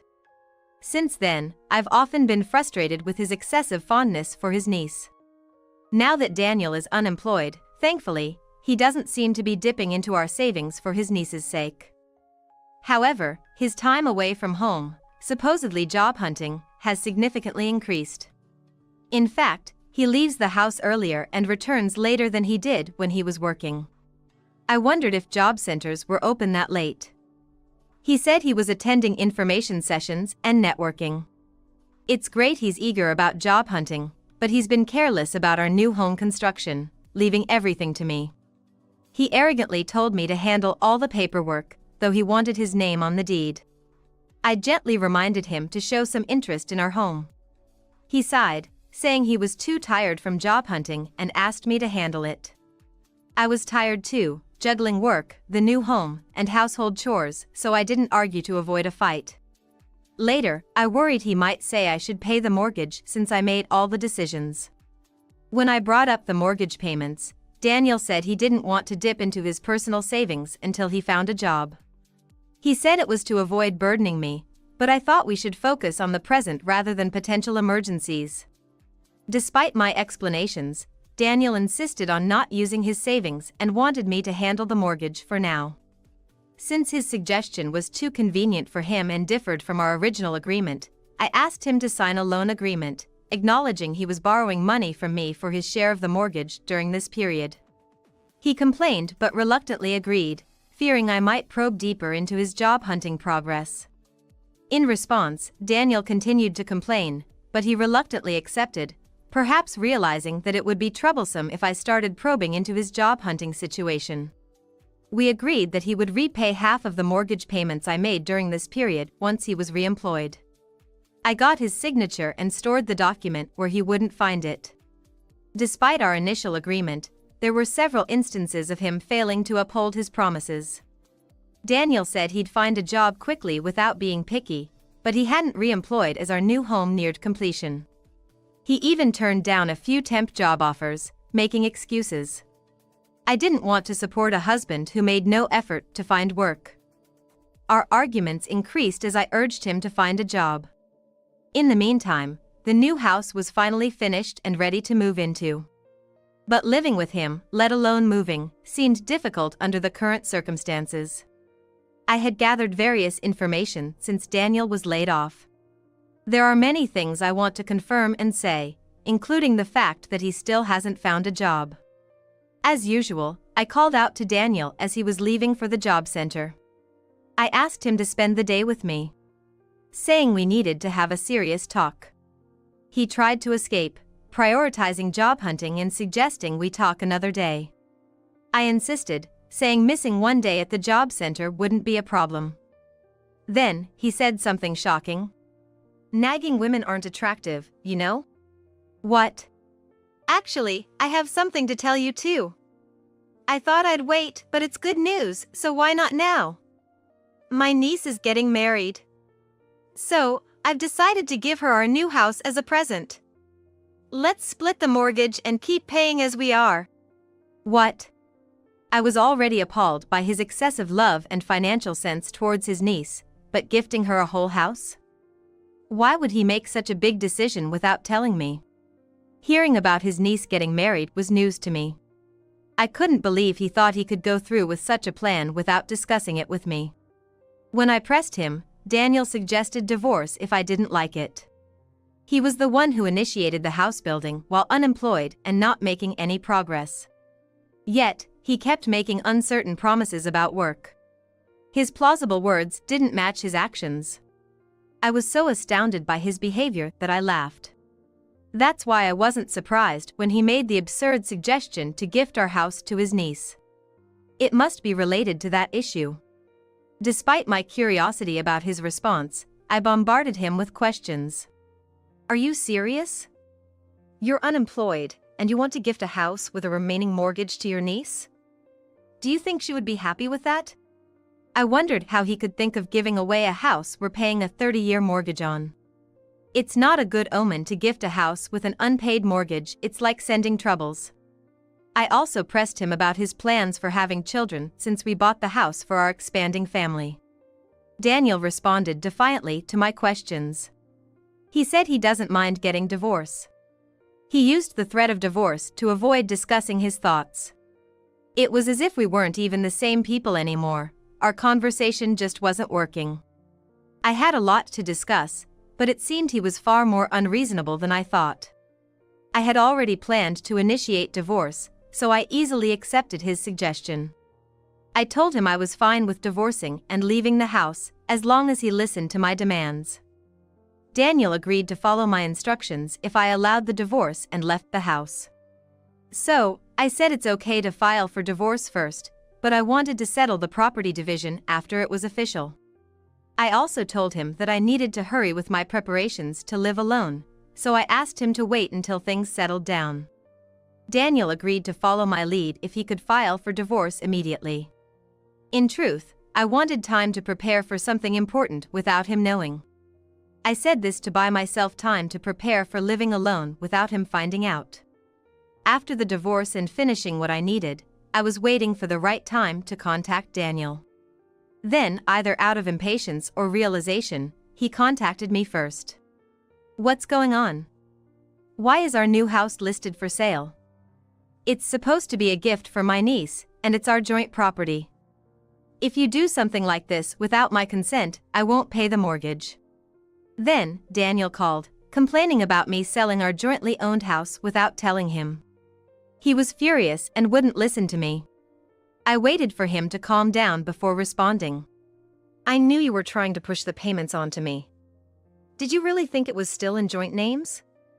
You were so confident about divorce, I made sure to check everything before agreeing. When he asked to keep it in joint names, it indeed was. But, feeling distrustful towards my husband who was somehow making excuses to push the mortgage payments onto me alone, I suspected that eventually, he would refuse to pay any money at all, claiming the house as his own. So I changed the ownership. As expected, when the house was completed, Daniel started acting strangely. He insisted on gifting the house to his niece, believing his true intentions were still hidden. So, I paid off the mortgage in full with all my assets. Actually, when my parents learned we were building a house, they sold some land inherited from my grandfather and gave me the cash, advising me to use it for the payment. My parents always believed in paying for expensive items in full. My parents always said it wasn't wise to easily commit to a mortgage, given its uncertain future. That's why, when we were building our house, they provided financial assistance so we could pay in full without a loan. I could have followed my parents' advice, but just as I was about to discuss this, Daniel lost his job. I thought if he knew about this money, he would become even more irresponsible, so I kept quiet. Also, if I paid in full, I felt Daniel, with his attitude, would likely never repay me. I didn't want to trample on my parents' kindness by revealing this. Daniel was furious when he found out I had changed the house's ownership without his knowledge. He accused me of breaking our promise to keep the house. The house is still there, isn't it? It's not demolished, it's perfectly habitable. It's still existing, even if in someone else's hands, so you have no grounds to complain. If you really want it, you can buy it back. It's my prerogative what I do with the house I paid for in full. Of course, I could have chosen to live in that house. But living in a home planned with my estranged husband felt wrong. When Daniel realized I had sold the house, he angrily said I shouldn't make excuses. He then started insisting he had a right to part of the money from the sale as it was marital property. He demanded an immediate partial payment, saying we'd settle the exact amount later. I told him we should meet to discuss this and other matters. I arrived at the designated place first and waited for Daniel. Shortly after, when Daniel arrived at the designated place, he was about to say something upon seeing me. I showed him something before he could speak, and he was stunned into silence and looked at it carefully. What I showed him was the result of a private investigator's surveillance. It revealed his infidelity. There were enlarged photos of him kissing another woman on the street. There were photos of him dining at fancy restaurants and entering a hotel. According to the report, Daniel did job hunt for a few days after losing his job, but people around his mistress said they met around the time our house construction began, and they were seeing each other almost daily. Daniel had been playing the sympathy card with her from the start, claiming to be single and considering marriage, but struggling to find a job due to the recession. He wasn't just seeking sympathy, he was financially exploiting her, asking for money and gifts under the pretense of marriage. His actions, demanding money and gifts under the pretense of marriage, were akin to those of a marriage scammer. Knowing this made me feel sick. His sudden insistence on divorce seemed like he had had enough of everything. My talks about the mortgage, his uncooperative attitude, he probably got tired every time I brought these up. It seemed he planned to switch to his mistress, who was more sympathetic and compliant than me. The story about gifting the house to his niece was just an excuse to get a divorce. I realized his intention to use my refusal as a reason for divorce right away. He thought he was manipulating me, but in reality, I was the one in control. I had hired a private investigator when I noticed Daniel's strange behavior and knew about his affair. The excuse about gifting the house was unexpected, but I had already decided on divorce once I learned of his infidelity. What I wanted to discuss before moving into the new house was this matter. Initially, I planned to confront him about the affair and proceed with the divorce, but seeing his irrational behavior made me realize he was not someone I could reason with. So, I decided to let him think he had his way while I strategized in the background. Holding all the evidence, I confronted him. I have solid evidence of your affair. You can't escape this. I will demand alimony from you. You knew and kept quiet? What kind of woman stays silent knowing her husband is cheating? You're no good. Loving? You were the one betraying me, weren't you? When Daniel started talking about being a loving husband, I couldn't help but burst into derisive laughter. As I countered his statement, he hesitated for a moment, then as if struck by a brilliant idea, he again insisted on his right to property division. At that point, I made a call to my father-in-law as my final card. I informed him that Daniel was demanding a share of the property. Daniel started to rant about why I needed to involve his father, but he stopped abruptly when I told him his father wanted to speak with him. I put the phone on speaker, and Daniel heard every word of his father's scolding. His father berated him for his behavior, asking what a man over 30 was doing, and whether he wasn't embarrassed by his infidelity and the ensuing family breakdown. Furthermore, he ridiculed the idea of Daniel asking for property division after causing such chaos. Daniel has always had a bad relationship with his father-in-law, unable to defy him since childhood. His father-in-law detests dishonesty and particularly loathes those who harm or deceive others. After Daniel brought up divorce, I first consulted with my father-in-law. I asked for help only if I couldn't resolve things myself. My father-in-law assured me he would deal with Daniel, who had strayed into infidelity. I had many things to say to Daniel, who had betrayed me. If my father-in-law intervened too soon, Daniel might have fled. So, I kept silent about consulting with him. Part of the reason I wanted to delay things after the divorce was to arrange a meeting with my father-in-law without Daniel knowing. I also needed to ensure that Daniel didn't find out about the sale of the house. Additionally, I wanted to clarify Daniel's relationship with his niece. I called his sister in front of his father and asked her if his niece had ever received expensive gifts, allowances, or holiday money from Daniel. His niece said she had never received anything substantial from Daniel. His sister even mentioned that when his niece was young, Daniel attended her birthday parties without bringing any gifts. He gave only a cheap birthday card. I also asked about his niece's supposed marriage plans. It turns out that his niece, whom he claimed to be dating, had no plans for marriage, and she was puzzled about where the story even originated. She had never expressed a desire for a house, and in fact, would find it burdensome and troubling if offered. Both my sister-in-law and father-in-law were surprised to hear about Daniel's alleged fondness for his niece. So, where did all the money Daniel claimed to spend on his niece go? His sister then provided valuable information. When Daniel was around 20, his father was away on a work assignment. And Daniel got caught up in a police raid at an illegal casino. Daniel was terrified of his father finding out about his encounter with the police. Daniel begged his mother, who picked him up from the police, to keep it a secret. Under the condition of full confession, it came out that Daniel had been taking valuables from the family storage to fund his gambling addiction. Although he had promised to quit, his gambling seemed pathological, and it was doubtful he had stopped. Hearing this, my father-in-law checked the storage against the inventory and found several items missing. He confronted Daniel about his gambling, accusing him of using his niece as a cover for his addiction. You're still gambling, using your niece as a cover, aren't you? It's quite a position for an unemployed man to be gambling. The money from the property division isn't for your bets. He ordered Daniel to return home for a serious talk, saying he would set him straight.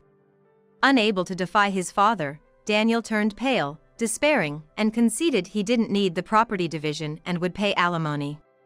Afterwards, I received the official documents prepared by the lawyer my father-in-law had arranged for me, stating that Daniel had renounced his claim to the property division.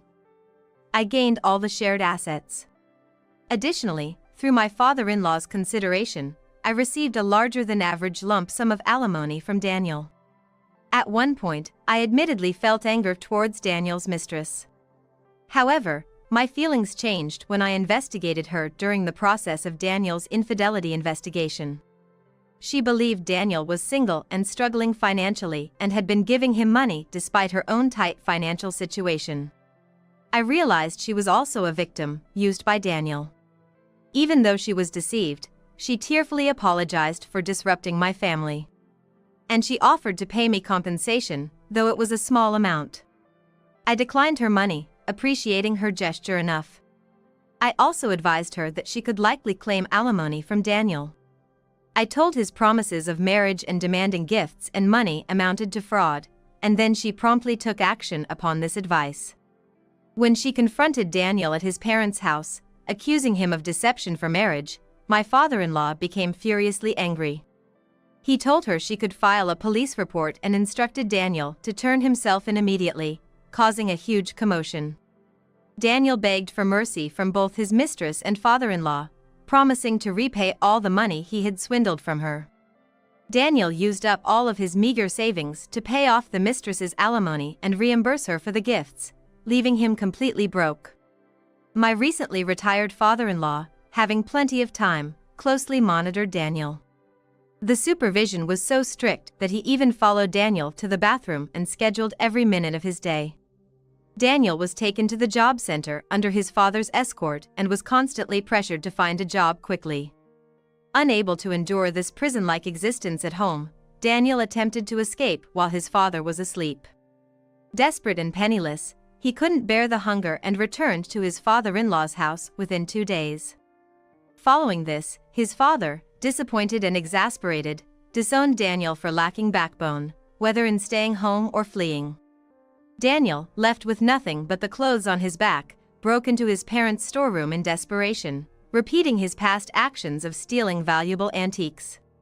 However, his father, aware of Daniel's past thefts from the storeroom, had now secured it properly. The installation of security cameras and a contract with a security firm meant that Daniel was quickly caught and faced the police for the second time. With his mother no longer alive to help, and his sister furious about using her daughter as a pretext, no one was willing to bail him out. My father-in-law refused to take him back, suggesting he must learn his lesson in jail. Of course, I refused to help, stating that he was now a stranger to me. As for me, with the house sold and the money in hand, I'm considering investing in some much-needed personal rejuvenation. I've rented a top-floor apartment in a building I've always wanted to live in. Now, I plan to enjoy the view, savor delicious food, and take some time to care for myself after these tumultuous years with Daniel. You know, you're younger and nicer. Oh, that's nice to hear. Stick around a little longer. That's what greeted me, tired from my business trip, my husband and my sister talking like that. After mocking me, I started hearing unpleasant voices. For a moment, I thought about barging in and yelling at them. But I quickly regained my composure and pulled out my smartphone. Then, I slightly opened the bedroom door and recorded decisive evidence. They were so engrossed they didn't notice. I can't believe they underestimated me like this. I'll never forgive this. I've been made a fool of to this extent. No need for mercy. I sent the evidence I recorded to Amelia's husband, Asher. All set, we decided to confront them at the scene. Their faces were priceless when they saw us. Ella? What are you doing here? And why's Asher here too? Your sister-in-law told me. At those words, Amelia glared at me. I handed her an envelope. Their faces turned pale when they saw what was inside. I'm Ella Johnson. A 33-year-old working mom, raising a son. I'm not blood related to my parents. My mother was infertile, and they adopted me from a foster home. Ella's such a sweet kid. Yeah, we're so lucky she became our daughter. I'm forever grateful to my parents for accepting me like that. A year after I was adopted, my mother got pregnant with Amelia after fertility treatments. Since then, we were raised as sisters, not related by blood. Ella, what are you planning for your future? Don't hold back on our account. Well, actually, I've got a college in mind. After that, I moved to New York for college. I didn't return to my hometown for a job. Instead, I joined a company in New York. As a result of applying my expertise at work, I've been consistently achieving good results. I've been working hard every day for about 10 years. Hey, Miss Johnson, can I talk to you for a sec? One day, my boss called me in. The discussion was about recommending me for a promotion to department head. I was overjoyed and accepted, then headed back to my desk. You're in a good mood, what's up? Then, my husband, Lucas, approached me. Lucas is younger than me, and there was a time when I was his mentor at work. After the mentoring period, he began pursuing me actively. I fell for you at first sight. Will you go out with me? Swept up by his passion, I agreed to date him. Eventually, we got married after I became pregnant. And then, we had our adorable son. In the beginning, it was tough juggling work and parenting, but with Lucas's help, I started enjoying the busyness. On a day off, I went out with Lucas and our son, Charles. Is that you, sis? Could it be Amelia? At that moment, a young woman approached me. At first, I didn't recognize her, but then I realized it was Amelia. Hey Lucas, long time no see. It's been a while, hasn't it, Amelia? Are you all out as a family?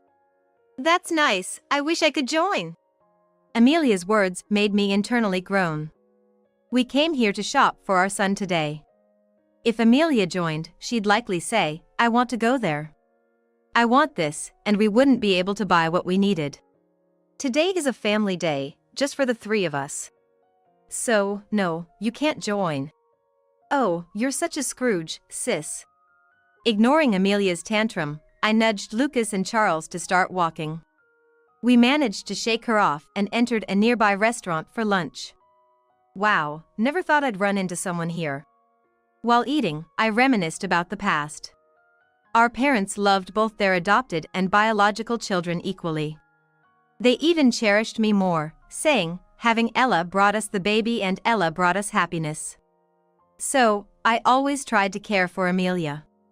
But it seems my feelings didn't reach her.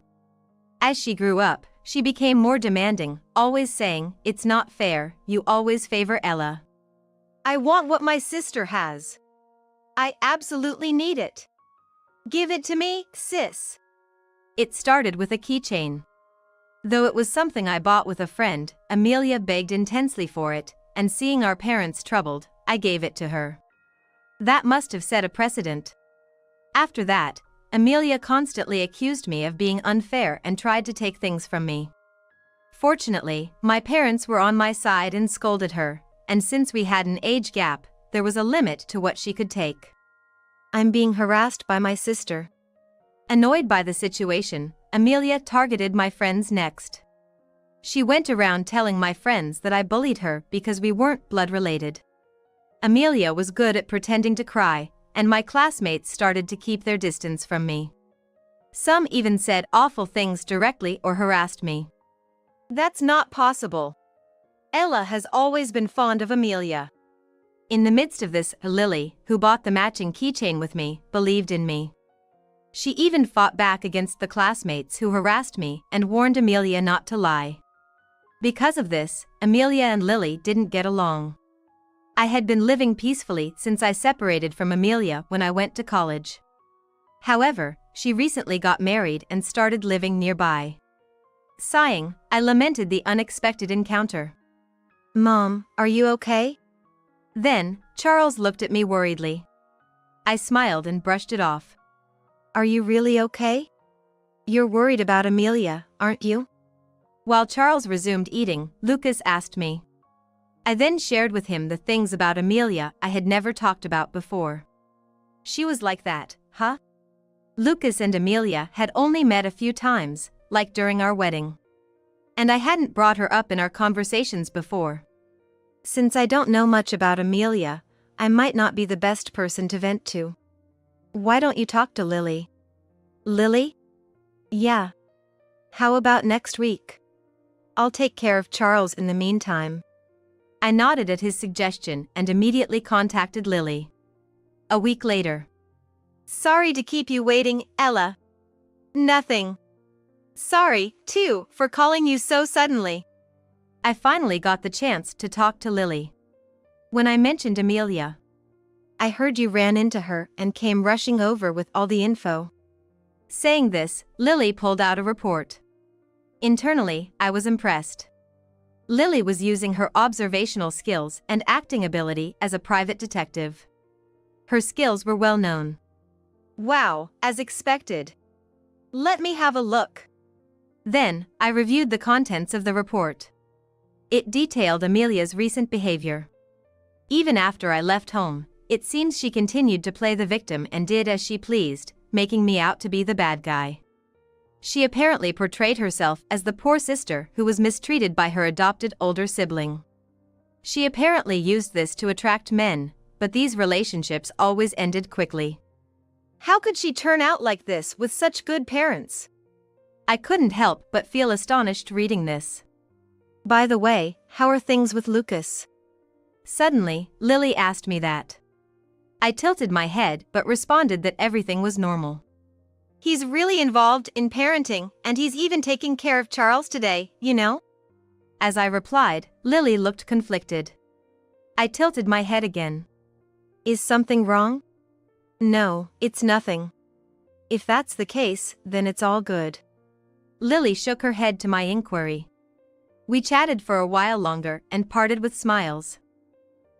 Charles? Lucas? Ella? Oh, Mom.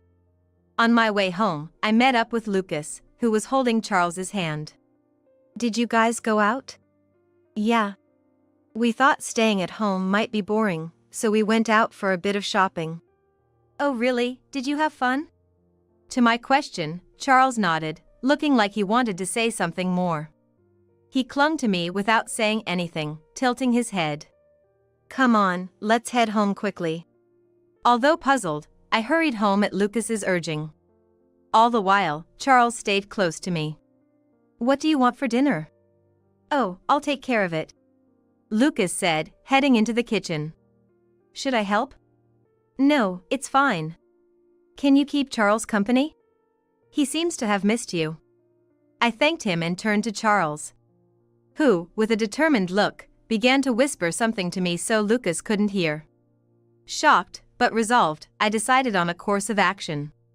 Soon after, I received a call from Lily. Ella, I need to talk to you about Lucas. She revealed a certain truth to me, and we decided to take action. I wonder if you could go with him. It happened right after that. I was approached about a business trip. When I discussed it with Lucas, he casually said, "Go for it." Could I leave Charles with my parents? That's fine, but I can look after him. You come home later than me. I'm worried. Hearing my words, he agreed, saying that's true, and with Charles's consent, we decided to leave him with my parents. After explaining the situation to my parents, they told me, leave it to us. So, I left Charles with them, feeling relieved, and headed to the business trip location. By the way, I was supposed to go with a subordinate. That's the situation. You might need to help out. Understood. I discussed various things with him, talking about what's to come. I told Lucas it would be a week-long trip, but the work finished early, and I decided to return in 3 days. Then, I'll leave the rest to you. After parting ways with my subordinate, we each headed to our homes. At that point, I didn't contact Lucas, but instead reached out to Lily. After receiving some advice, I made up my mind and entered the house. I'm home. I called out, but of course, there was no response. Normally, Lucas would also be at work. However, I could feel someone's presence in the house, and there were familiar shoes, including Lucas's. So, I quietly sneaked into the house. And as I expected, I heard voices from the bedroom. You're younger and nicer than Ella. Oh, that's nice to hear. Just stay a little longer. The tired me, returning from a business trip, was greeted by such words from my husband and my sister. After being mocked, I had to start hearing unpleasant voices. For a moment, I thought about bursting in and yelling at them. But I quickly regained my composure and took out my smartphone. Then, I slightly opened the bedroom door to record decisive evidence. They were so engrossed they didn't notice. I can't believe they underestimated me like this. I'll never forgive this. I've been made a fool of to this extent. No need for mercy. I sent the evidence I recorded to Amelia's husband, Asher. Sorry to keep you waiting. Looks like they took the bait. Asher arrived quickly. As did Lily, whom he apparently contacted. I felt somewhat reassured by their presence. All right, shall we storm in? We got ready and decided to confront them at the scene. What are you two doing? The two were shocked to see us. Ella? Why are you here? And why is Asher here too? Your sister-in-law told me. At those words, Amelia glared at me. I handed her an envelope. Answer my question. Lucas demanded, looking at me. I thought it was troublesome but decided to respond. The business trip ended in 3 days. I was accompanying her on the trip as her subordinate. Actually, Asher, my brother-in-law, is my subordinate and Lily's younger brother. So, I was able to explain the situation to him during the trip and also managed to call Lily. Convinced? Now, why don't you check the contents? Lily urged with a smile. But her eyes weren't smiling, making them shudder. And then, their faces turned pale as they saw the contents. I've collected evidence of the affair. It's well captured, isn't it? Yes, the contents were evidence of their affair. They probably never imagined such proof would surface. How can this be? Because I've been investigating you for some time now. What? Actually, Lily was initially investigating Lucas for a different reason. It was for a background check on her daughter's fiancé. What? Fiancé? Of course, Amelia was already married to Asher, so she wasn't the fiancé. And surely my parents wouldn't investigate Lucas now. So, you were involved with others besides me? Yes, Lucas was not only involved with Amelia but also with a junior at the company. The junior's parents became suspicious of Lucas and coincidentally hired Lily's detective agency. When Lily saw the name, she realized it was Lucas, my husband. She suspected his betrayal and started her investigation. The investigation revealed Lucas was approaching various women, not just Amelia and the junior. That's, well... Am I not enough for you? Lucas turned pale and trembled. Amelia, furious to learn that Lucas was involved with others. You're hardly in a position to complain. But when Asher spoke in a cold voice, everything suddenly went quiet. He gave Amelia a cold, stern look. After all, you're married to me, what are you doing? That's, well... Amelia, teary-eyed, struggled to find an excuse. Lily, standing next to Asher with her arms crossed, looked stern, probably reminding Amelia of the many times she had been reprimanded. The angry expression was just like her brother's. As I thought this, I started packing. Ella, what are you doing? I'm leaving you, Lucas, so I'm packing my things. Lucas tentatively asked, and I firmly told him. Ignoring his pleas of wait for me and forgive me, I continued. Let me help you with your bags. Oh, thank you. No problem. I'll send your things to this house, Amelia. Asher said, carrying my luggage for me, and we left the house with a smile. As we left, they started yelling, but... Enough already! You idiots! Lily scolded them sharply. Instantly, they screamed in fright and fell silent. Leaving them behind, we confidently exited the house. Then I parted ways with Lily and Asher and went to my parents' house where Charles was. Turns out, there was an affair after all. I told my parents that Amelia and Lucas were indeed having an affair. Hearing this, they sighed deeply and consoled me with apologetic expressions. Don't feel sad, it's not your fault. I had already been informed by Lily about their affair. The day after she shared the information with me, she said, I can't stay silent about this, and revealed everything. Even Lily's evidence alone could have been enough for a divorce. But somewhere in my heart, I wanted to believe in Lucas. That's why I didn't divorce him until I saw it with my own eyes. Charles, were you a good boy?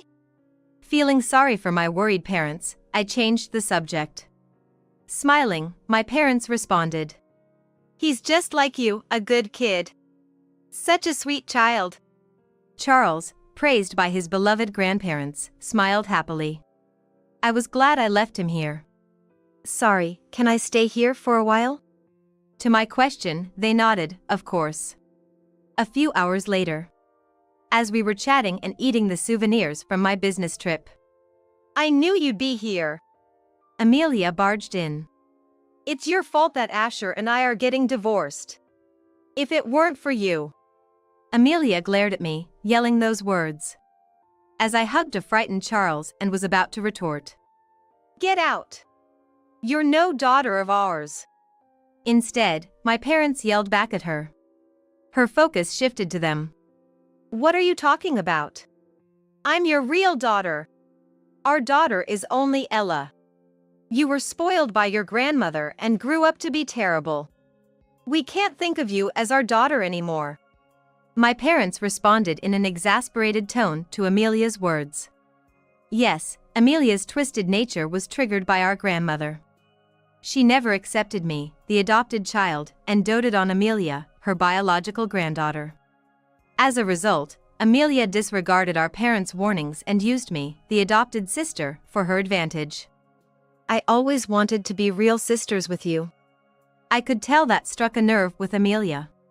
You always act like that, thinking you're better than me just because you're not a biological child, even having a child of your own, something I couldn't do. I wanted a child with Asher too. Amelia ranted and raved. Indeed, she had no children. But that was her own doing, as her actions with various men resulted in her being unable to have children. You have no right to say such things to me. Shut up! Amelia raised her hand at my words. But as I braced myself, Charles stepped in between us. This is bad, Charles might be in danger. No, don't do this. Before she could reach Charles, my father grabbed her hand and stopped her. Then forcibly threw her out. Watching her leave, I hugged Charles. Don't do dangerous things like that. Sorry, I just wanted to protect Mom.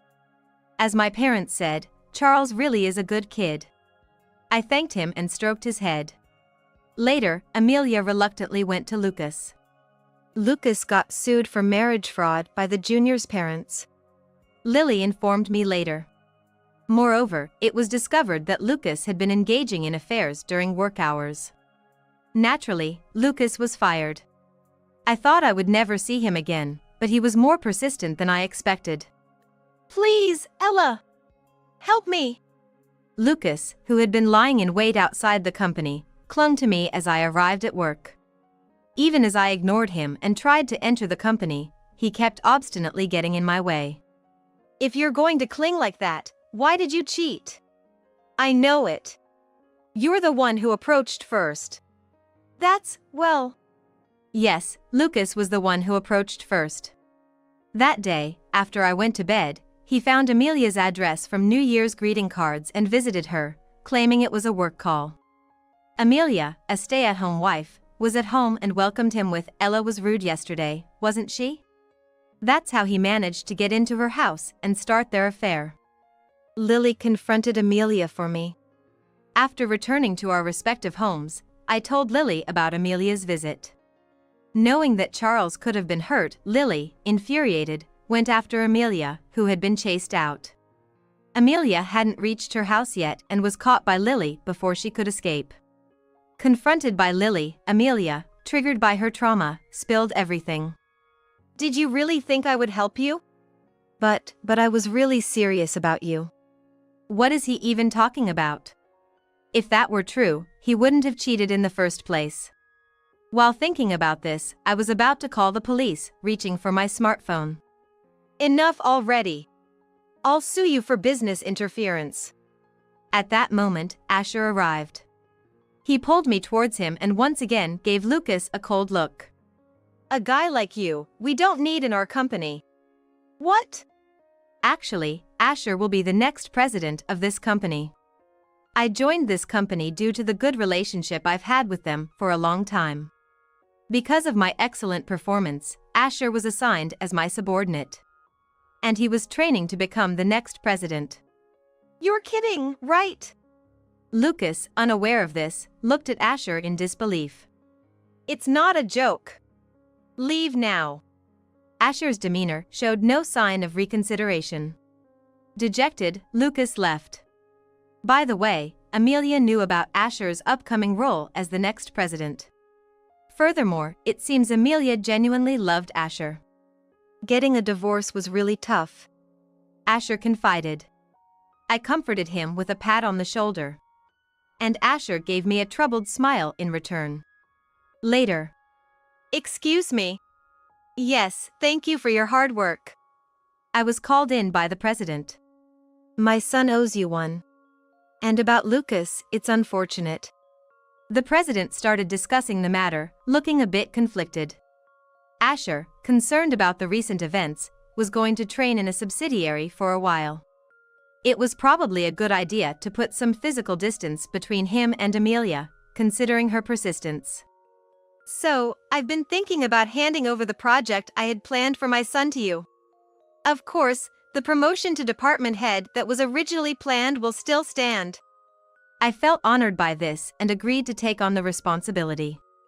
With this, I should be able to live comfortably even without Lucas.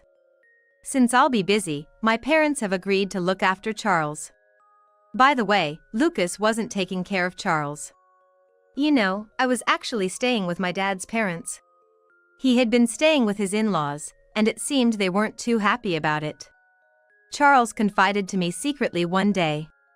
I vowed to myself that I wouldn't let him feel that way anymore. Fortunately, my parents, who are not biologically related to Charles, adore him as their own grandchild. With these worries gone, I'm even more motivated to work hard. It seems that Asher also managed to successfully distance himself from Amelia. That kid is doing well in a subsidiary, Lily told me when we had tea together. At that time, I learned about Asher's situation. Asher has always been a hard worker. I'm sure he'll be fine. Yeah, about that. I was wondering if you could meet him sometime to show your support?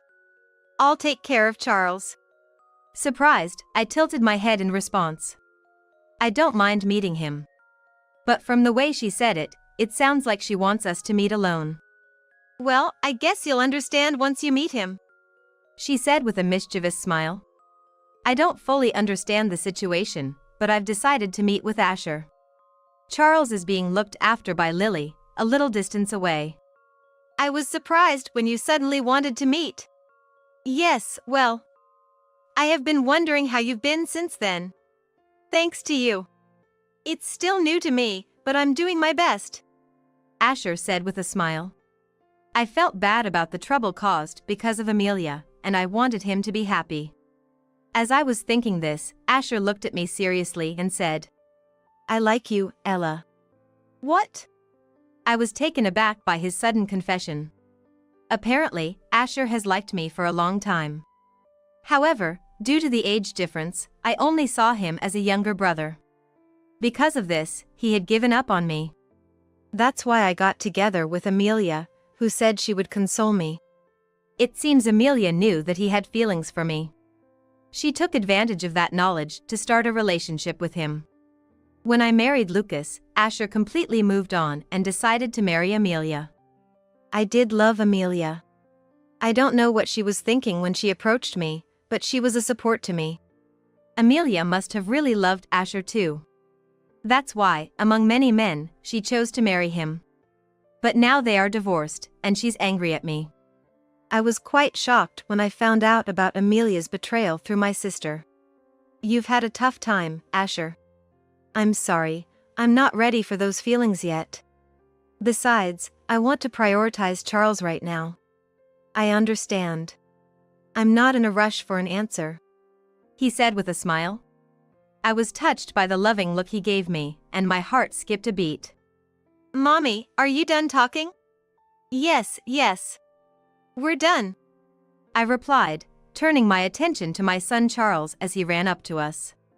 I lifted him up, now noticeably heavier, and he smiled happily. Charles, I hope we can continue to be good friends. Huh?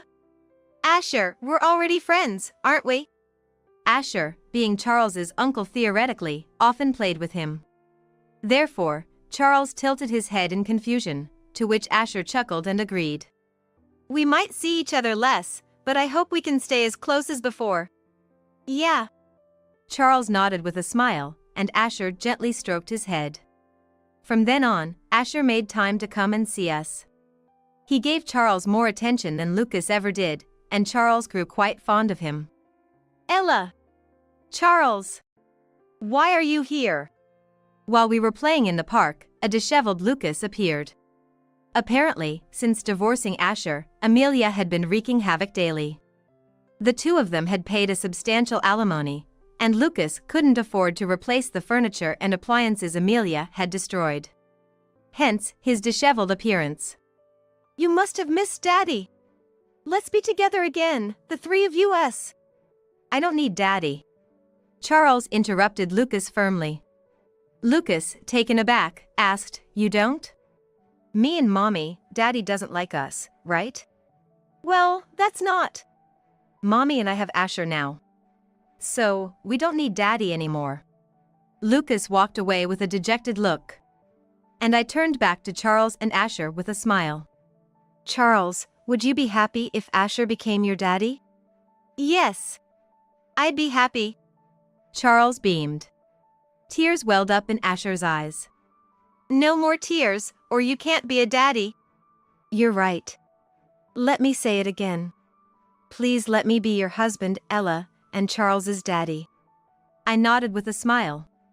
After being rejected by us, Lucas became like a soulless man and apparently quit the part-time job he was doing. Amelia, of course, was furious about this, but he just ignored her. Fed up with Lucas, Amelia left and disappeared into the night. Lucas was taken back to his in-laws' house by his former parents-in-law. It turns out he really did love me. I learned about Lucas from my former in-laws.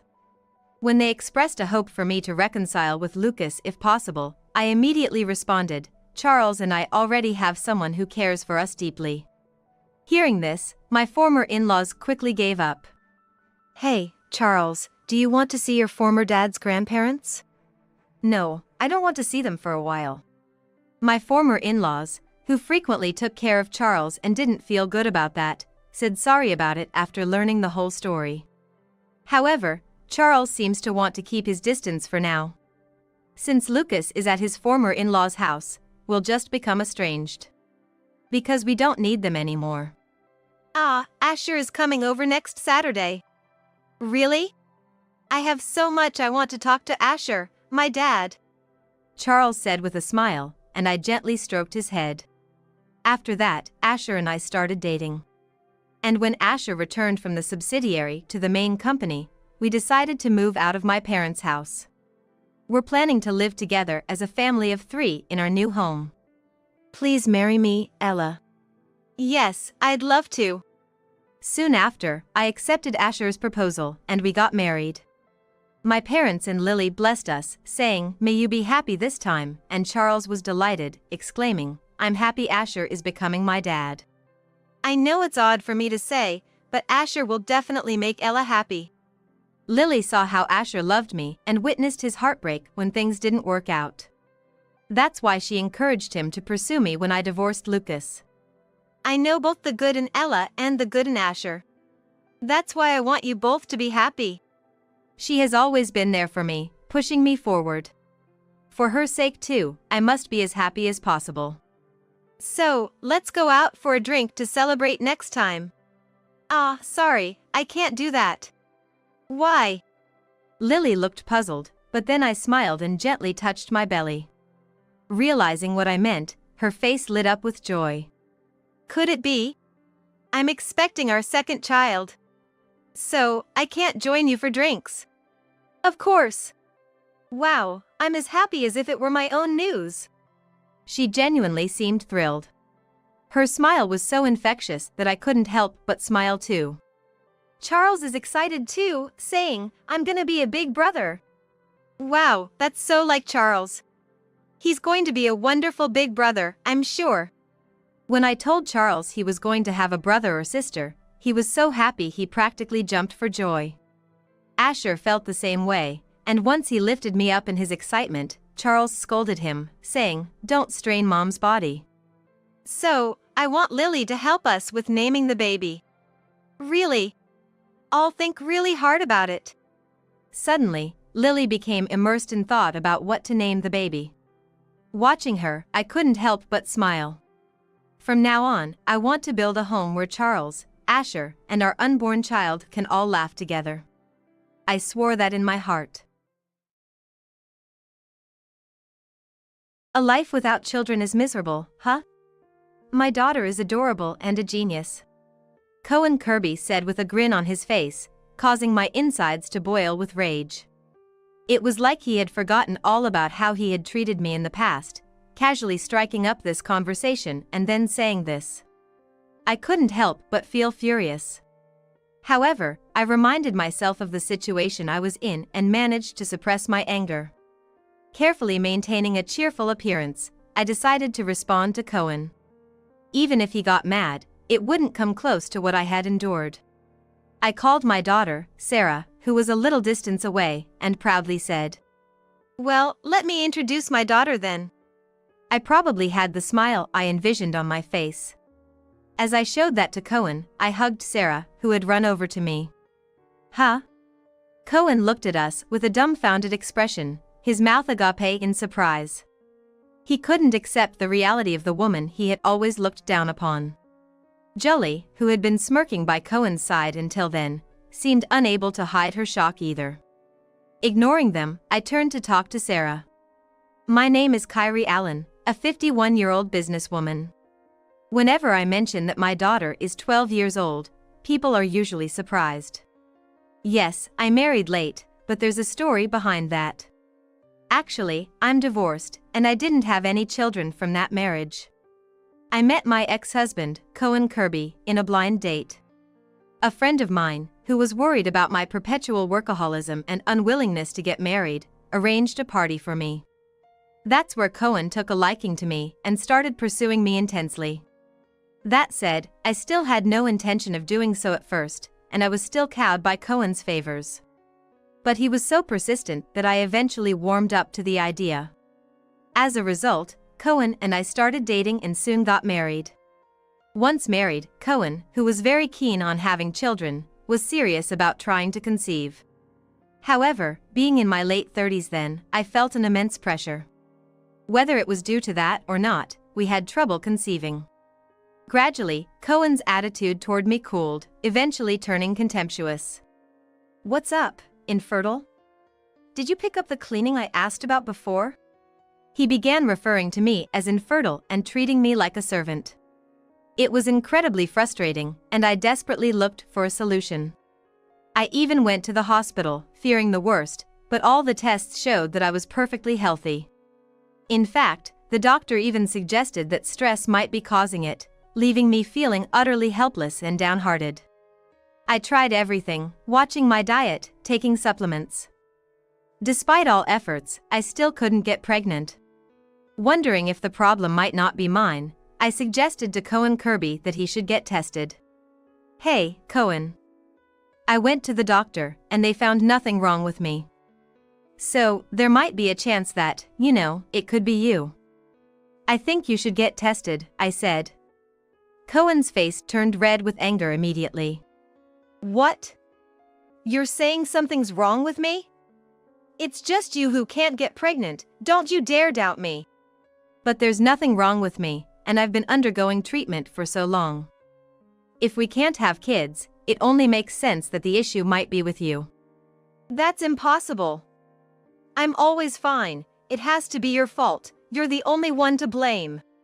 Cohen stubbornly refused to consider my suggestion, insisting the problem was mine.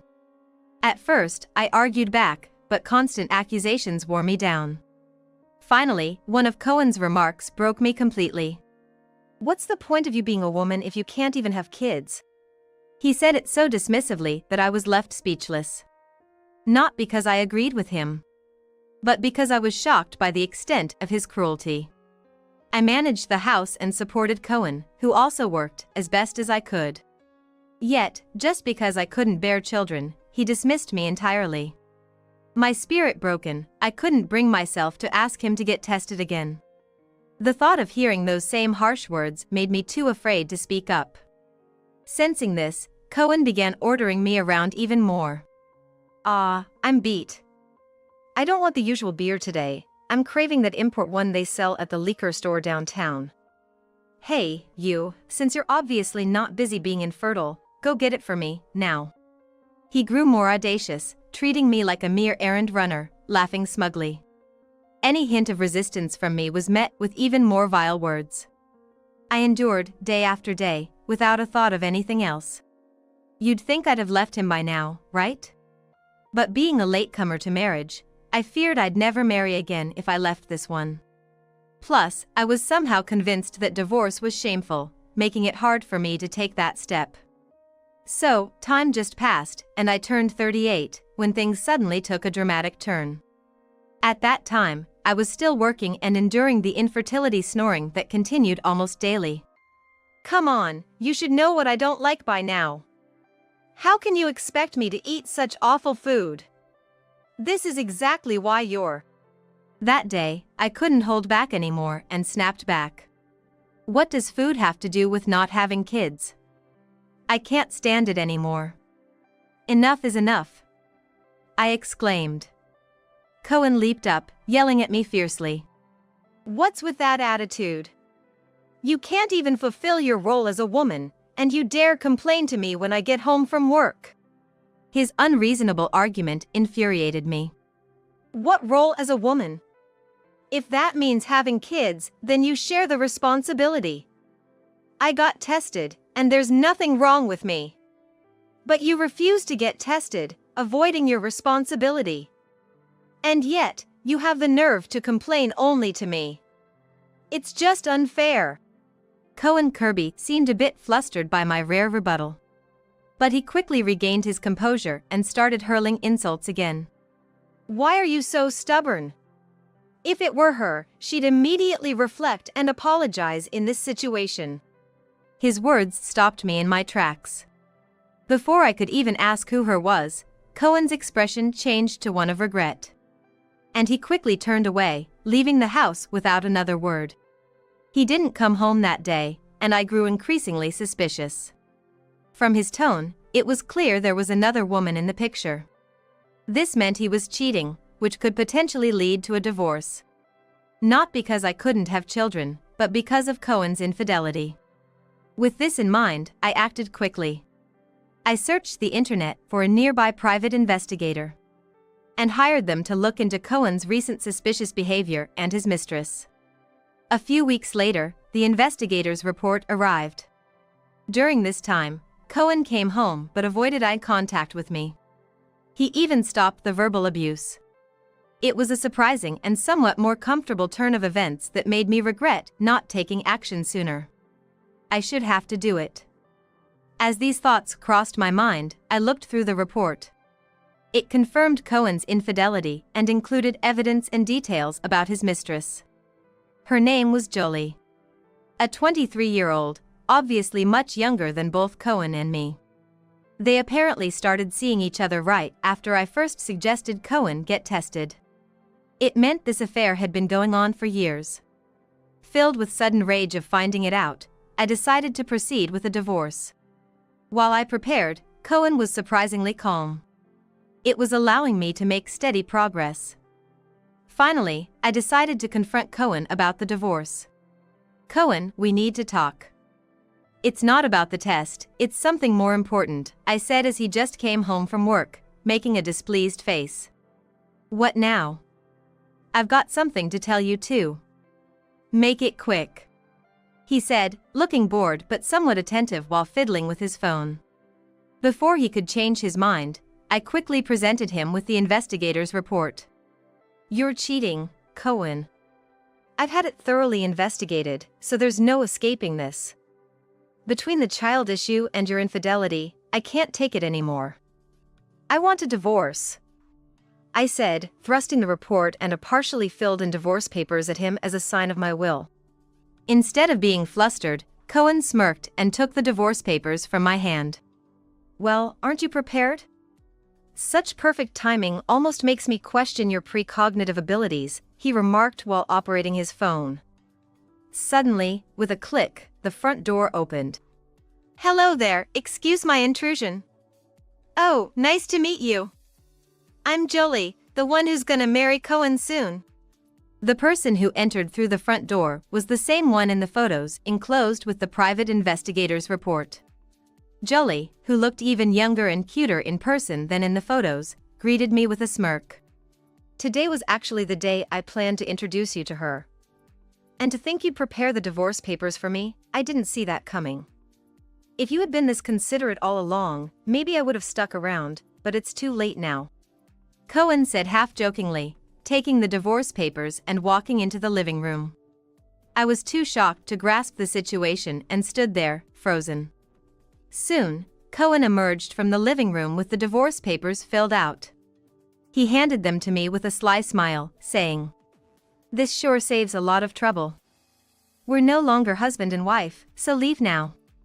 Jolie's pregnant, and I want her to have as little stress as possible." Faced with Jolie's and Cohen's malicious grins, I lost my composure. Snatching the divorce papers from Cohen, I ran to my room. I grabbed my already packed bags and left the house without a word. Fast forward 13 years. I had come to see how the project I was involved in had been completed.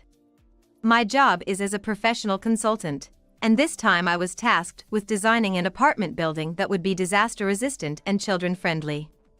After Cohen introduced me to Jolie, I took refuge in a nearby business hotel.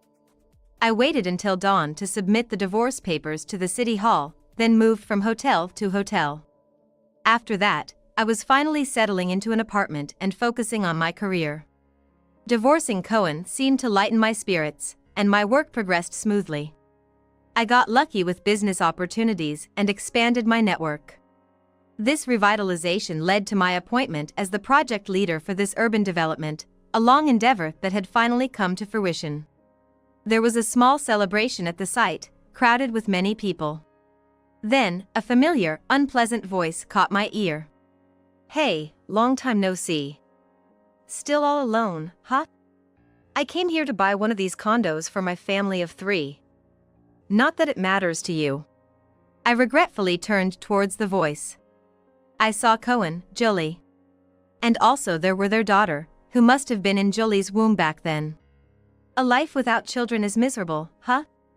My daughter is adorable and a genius. Cohen said with a grin, causing my blood to boil. He had easily struck up a conversation as if he'd forgotten all the past mistreatment. I couldn't help but feel furious. However, I reminded myself of my current situation and managed to suppress my anger. Carefully maintaining a cheerful appearance, I decided to respond to Cohen. Even if he got mad, it wouldn't compare to what I had endured. I called my daughter, who was a little distance away, and proudly said, "Well, let me introduce my daughter then." I probably had the smile I envisioned on my face. As I flaunted my smile to Cohen Kirby, Sarah ran up to me, and I embraced her. "Huh?" Cohen looked at us, his mouth agape in surprise. Clearly unable to accept the reality of the situation, especially from someone he had looked down upon for so long. Jolie, who had been smirking beside Cohen until then, also seemed unable to hide her shock. Ignoring them, I turned to talk to Sarah. "Did you find a good spot for the shoot?" I asked. Sarah beamed and nodded. "I want to shoot in front of the flower bed you were so particular about." She pointed to the flower bed and grabbed the equipment next to me, dashing toward it.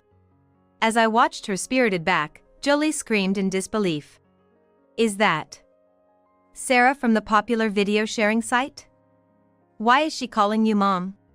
Her words caught the attention of Cohen and Jolie's daughter, Yvonne. "That's really her. Wow, I'm meeting the real deal for the first time. Hey, ma'am, can I get her autograph?" "That's a great idea, Yvonne. You really are a genius." Their arrogant remarks were so typical of them as a family. I shrugged my shoulders in resignation and firmly refused. "Sorry, but no. Sarah posts videos because she enjoys filming and editing, not because she wants to be famous. Sure, she's become well known, but that's not her goal. But why not? It doesn't cost anything. Besides, my daughter is a genius. A combination of a celebrity and a genius makes for great content." Annoyed yet curious, I asked Cohen what made his daughter a genius. "All I've seen is her brash and insensitive behavior." "Where's the genius in that?" "How dare you? Yvonne is a bright student preparing for a prestigious middle school. She's going to be someone big. I wished for a concrete example of Yvonne's genius. But Jolie's claims lacked specifics, making me sigh in frustration. Cohen, displeased with my reaction, began bragging more about Yvonne. Yvonne is so talented, she never sticks to anything for long. She masters everything too quickly and then gets bored. It's tough having a genius for a child. Hearing this far from impressive boast, I grew tired of the conversation. Without responding much to Cohen's bragging, I moved towards where Sarah was filming. I could hear Cohen and his family still talking behind me, but I ignored them and called out to Sarah. "How's the shooting going, Sarah? Let's go to the cafe when you're done." Many people had gathered around Sarah, intrigued by her filming. Some recognized her as Sarah from the videos, creating a lively scene. "I just need to shoot the ending, then I'm done. Just a little longer," she replied cheerfully, waving to the people around her before starting to film the final scene. "Hey, Sarah! Let me be in the video with you." At an incredibly inopportune moment, Yvonne tried to interrupt the shoot. Noticing Yvonne's interruption, Sarah smiled at her and then resumed filming. After completing the shoot, Sarah was surrounded by onlookers. Many, like Yvonne, asked for her autograph, but Sarah politely declined each request. Instead, she engaged in friendly conversations with those who had approached her. Sarah continued her activities because she found joy in them, not because she sought fame. While she had indeed become famous, she never bragged about it. Autographs were not something she had even considered. So she chose to connect with her fans through conversation instead. When Yvonne had interrupted earlier, Sarah must have been annoyed. Sarah hid her feelings and gently refused. But I wondered if Yvonne understood that. When Sarah was about to leave, Yvonne, evidently not grasping Sarah's intentions, approached her. "Great job on the shoot. Now, how about filming with me next time?" Seeing Sarah's dumbfounded look, I couldn't stay out of it any longer. "I'm sorry, but Sarah doesn't do collaborations." That smile earlier was just being polite to you for interrupting her shoot. "What, is that just lip service? Learning such things at a young age, you're not raising her right." Jolie crossed her arms and looked down on Sarah. Sarah briefly stiffened but remained silent, not retorting. Feeling victorious, Jolie snorted and pressed on. "Are you saying Yvonne isn't worthy of filming with you? You know, Yvonne is a genius who can do anything. It could actually boost your popularity. Maybe you should learn to read the room better." Sarah looked at me, unsure how to respond. I sighed and confronted Jolie. "Enough already. You keep calling your daughter a genius, but I haven't seen a single concrete example. Being awarded isn't the only mark of greatness, but do you have any substantial achievements to brag about?" The onlookers who had been listening to our conversation seemed to agree with me. Jolie looked bitter under the pressure of their words, but Yvonne didn't seem to care.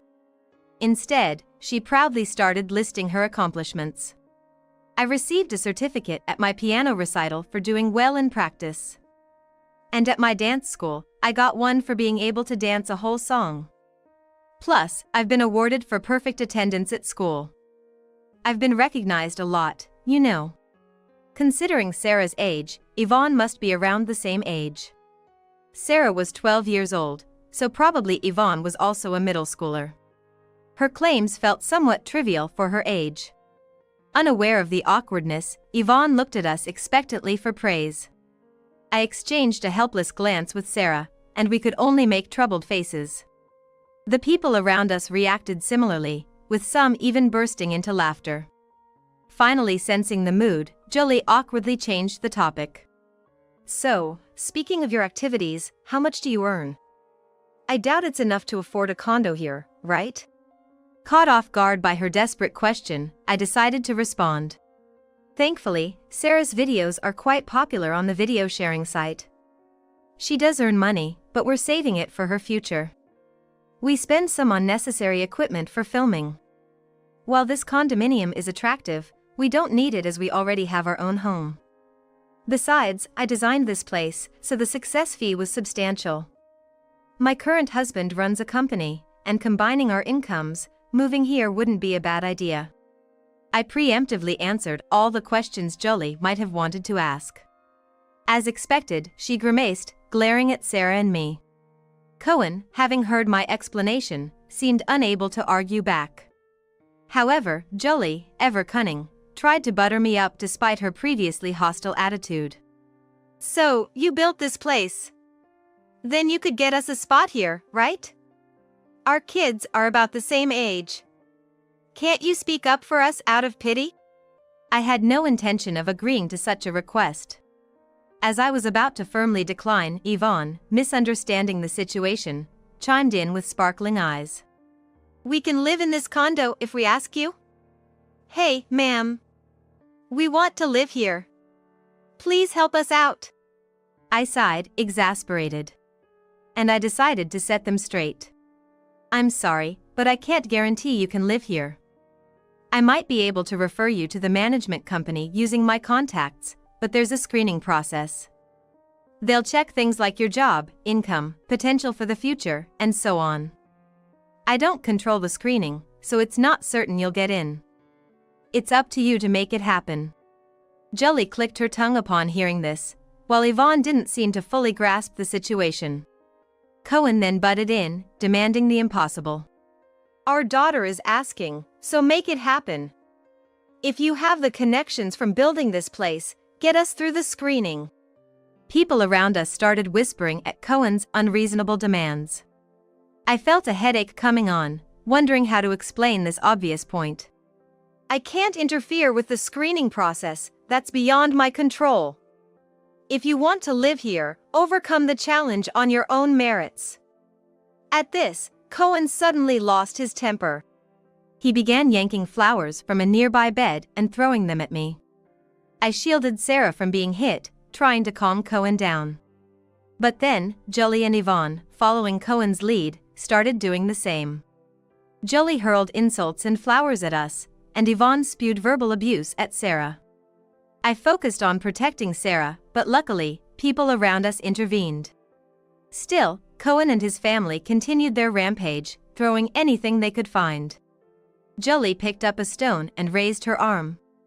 I grabbed her to stop her, but was shoved into the flower bed, hitting my head. The surrounding crowd became even more agitated and tried harder to stop them. However, the three individuals, who continued to behave violently in a fit of rage, were soon restrained. It's unclear who made the call, but the police arrived after hearing about the commotion. Who called the cops? Cohen shouted as the officers restrained him, but no one responded. Jolie, also being subdued by the police, tried to find out who had reported them. Yvonne stopped her tantrum but began crying as she watched her parents being detained.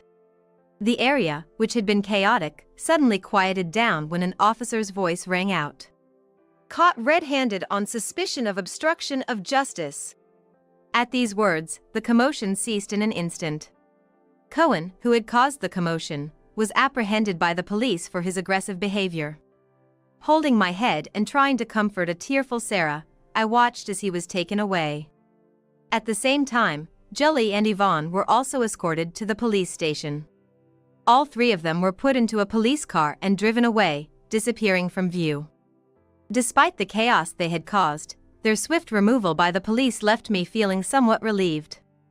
But seeing Sarah on the verge of tears, yet still concerned for me, brought me back to reality. Mom, you're hurt.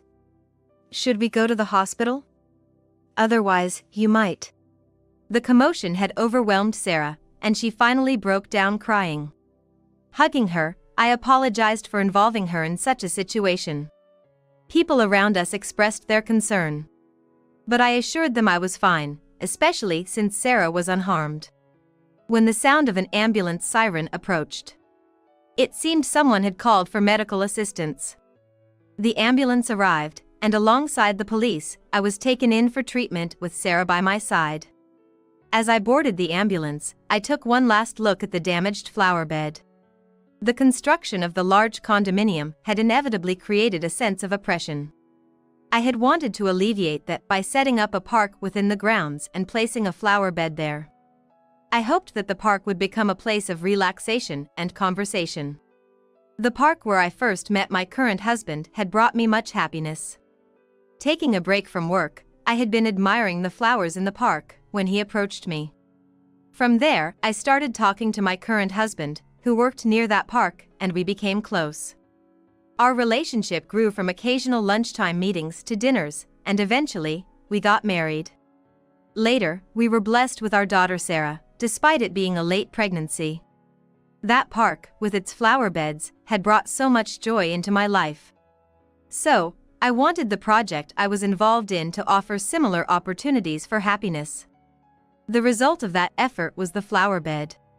Seeing the flower bed destroyed was heartbreaking, a sharp contrast to the happiness it symbolized. At the hospital, I received treatment, needing a few stitches. But fortunately, they were almost unnoticeable.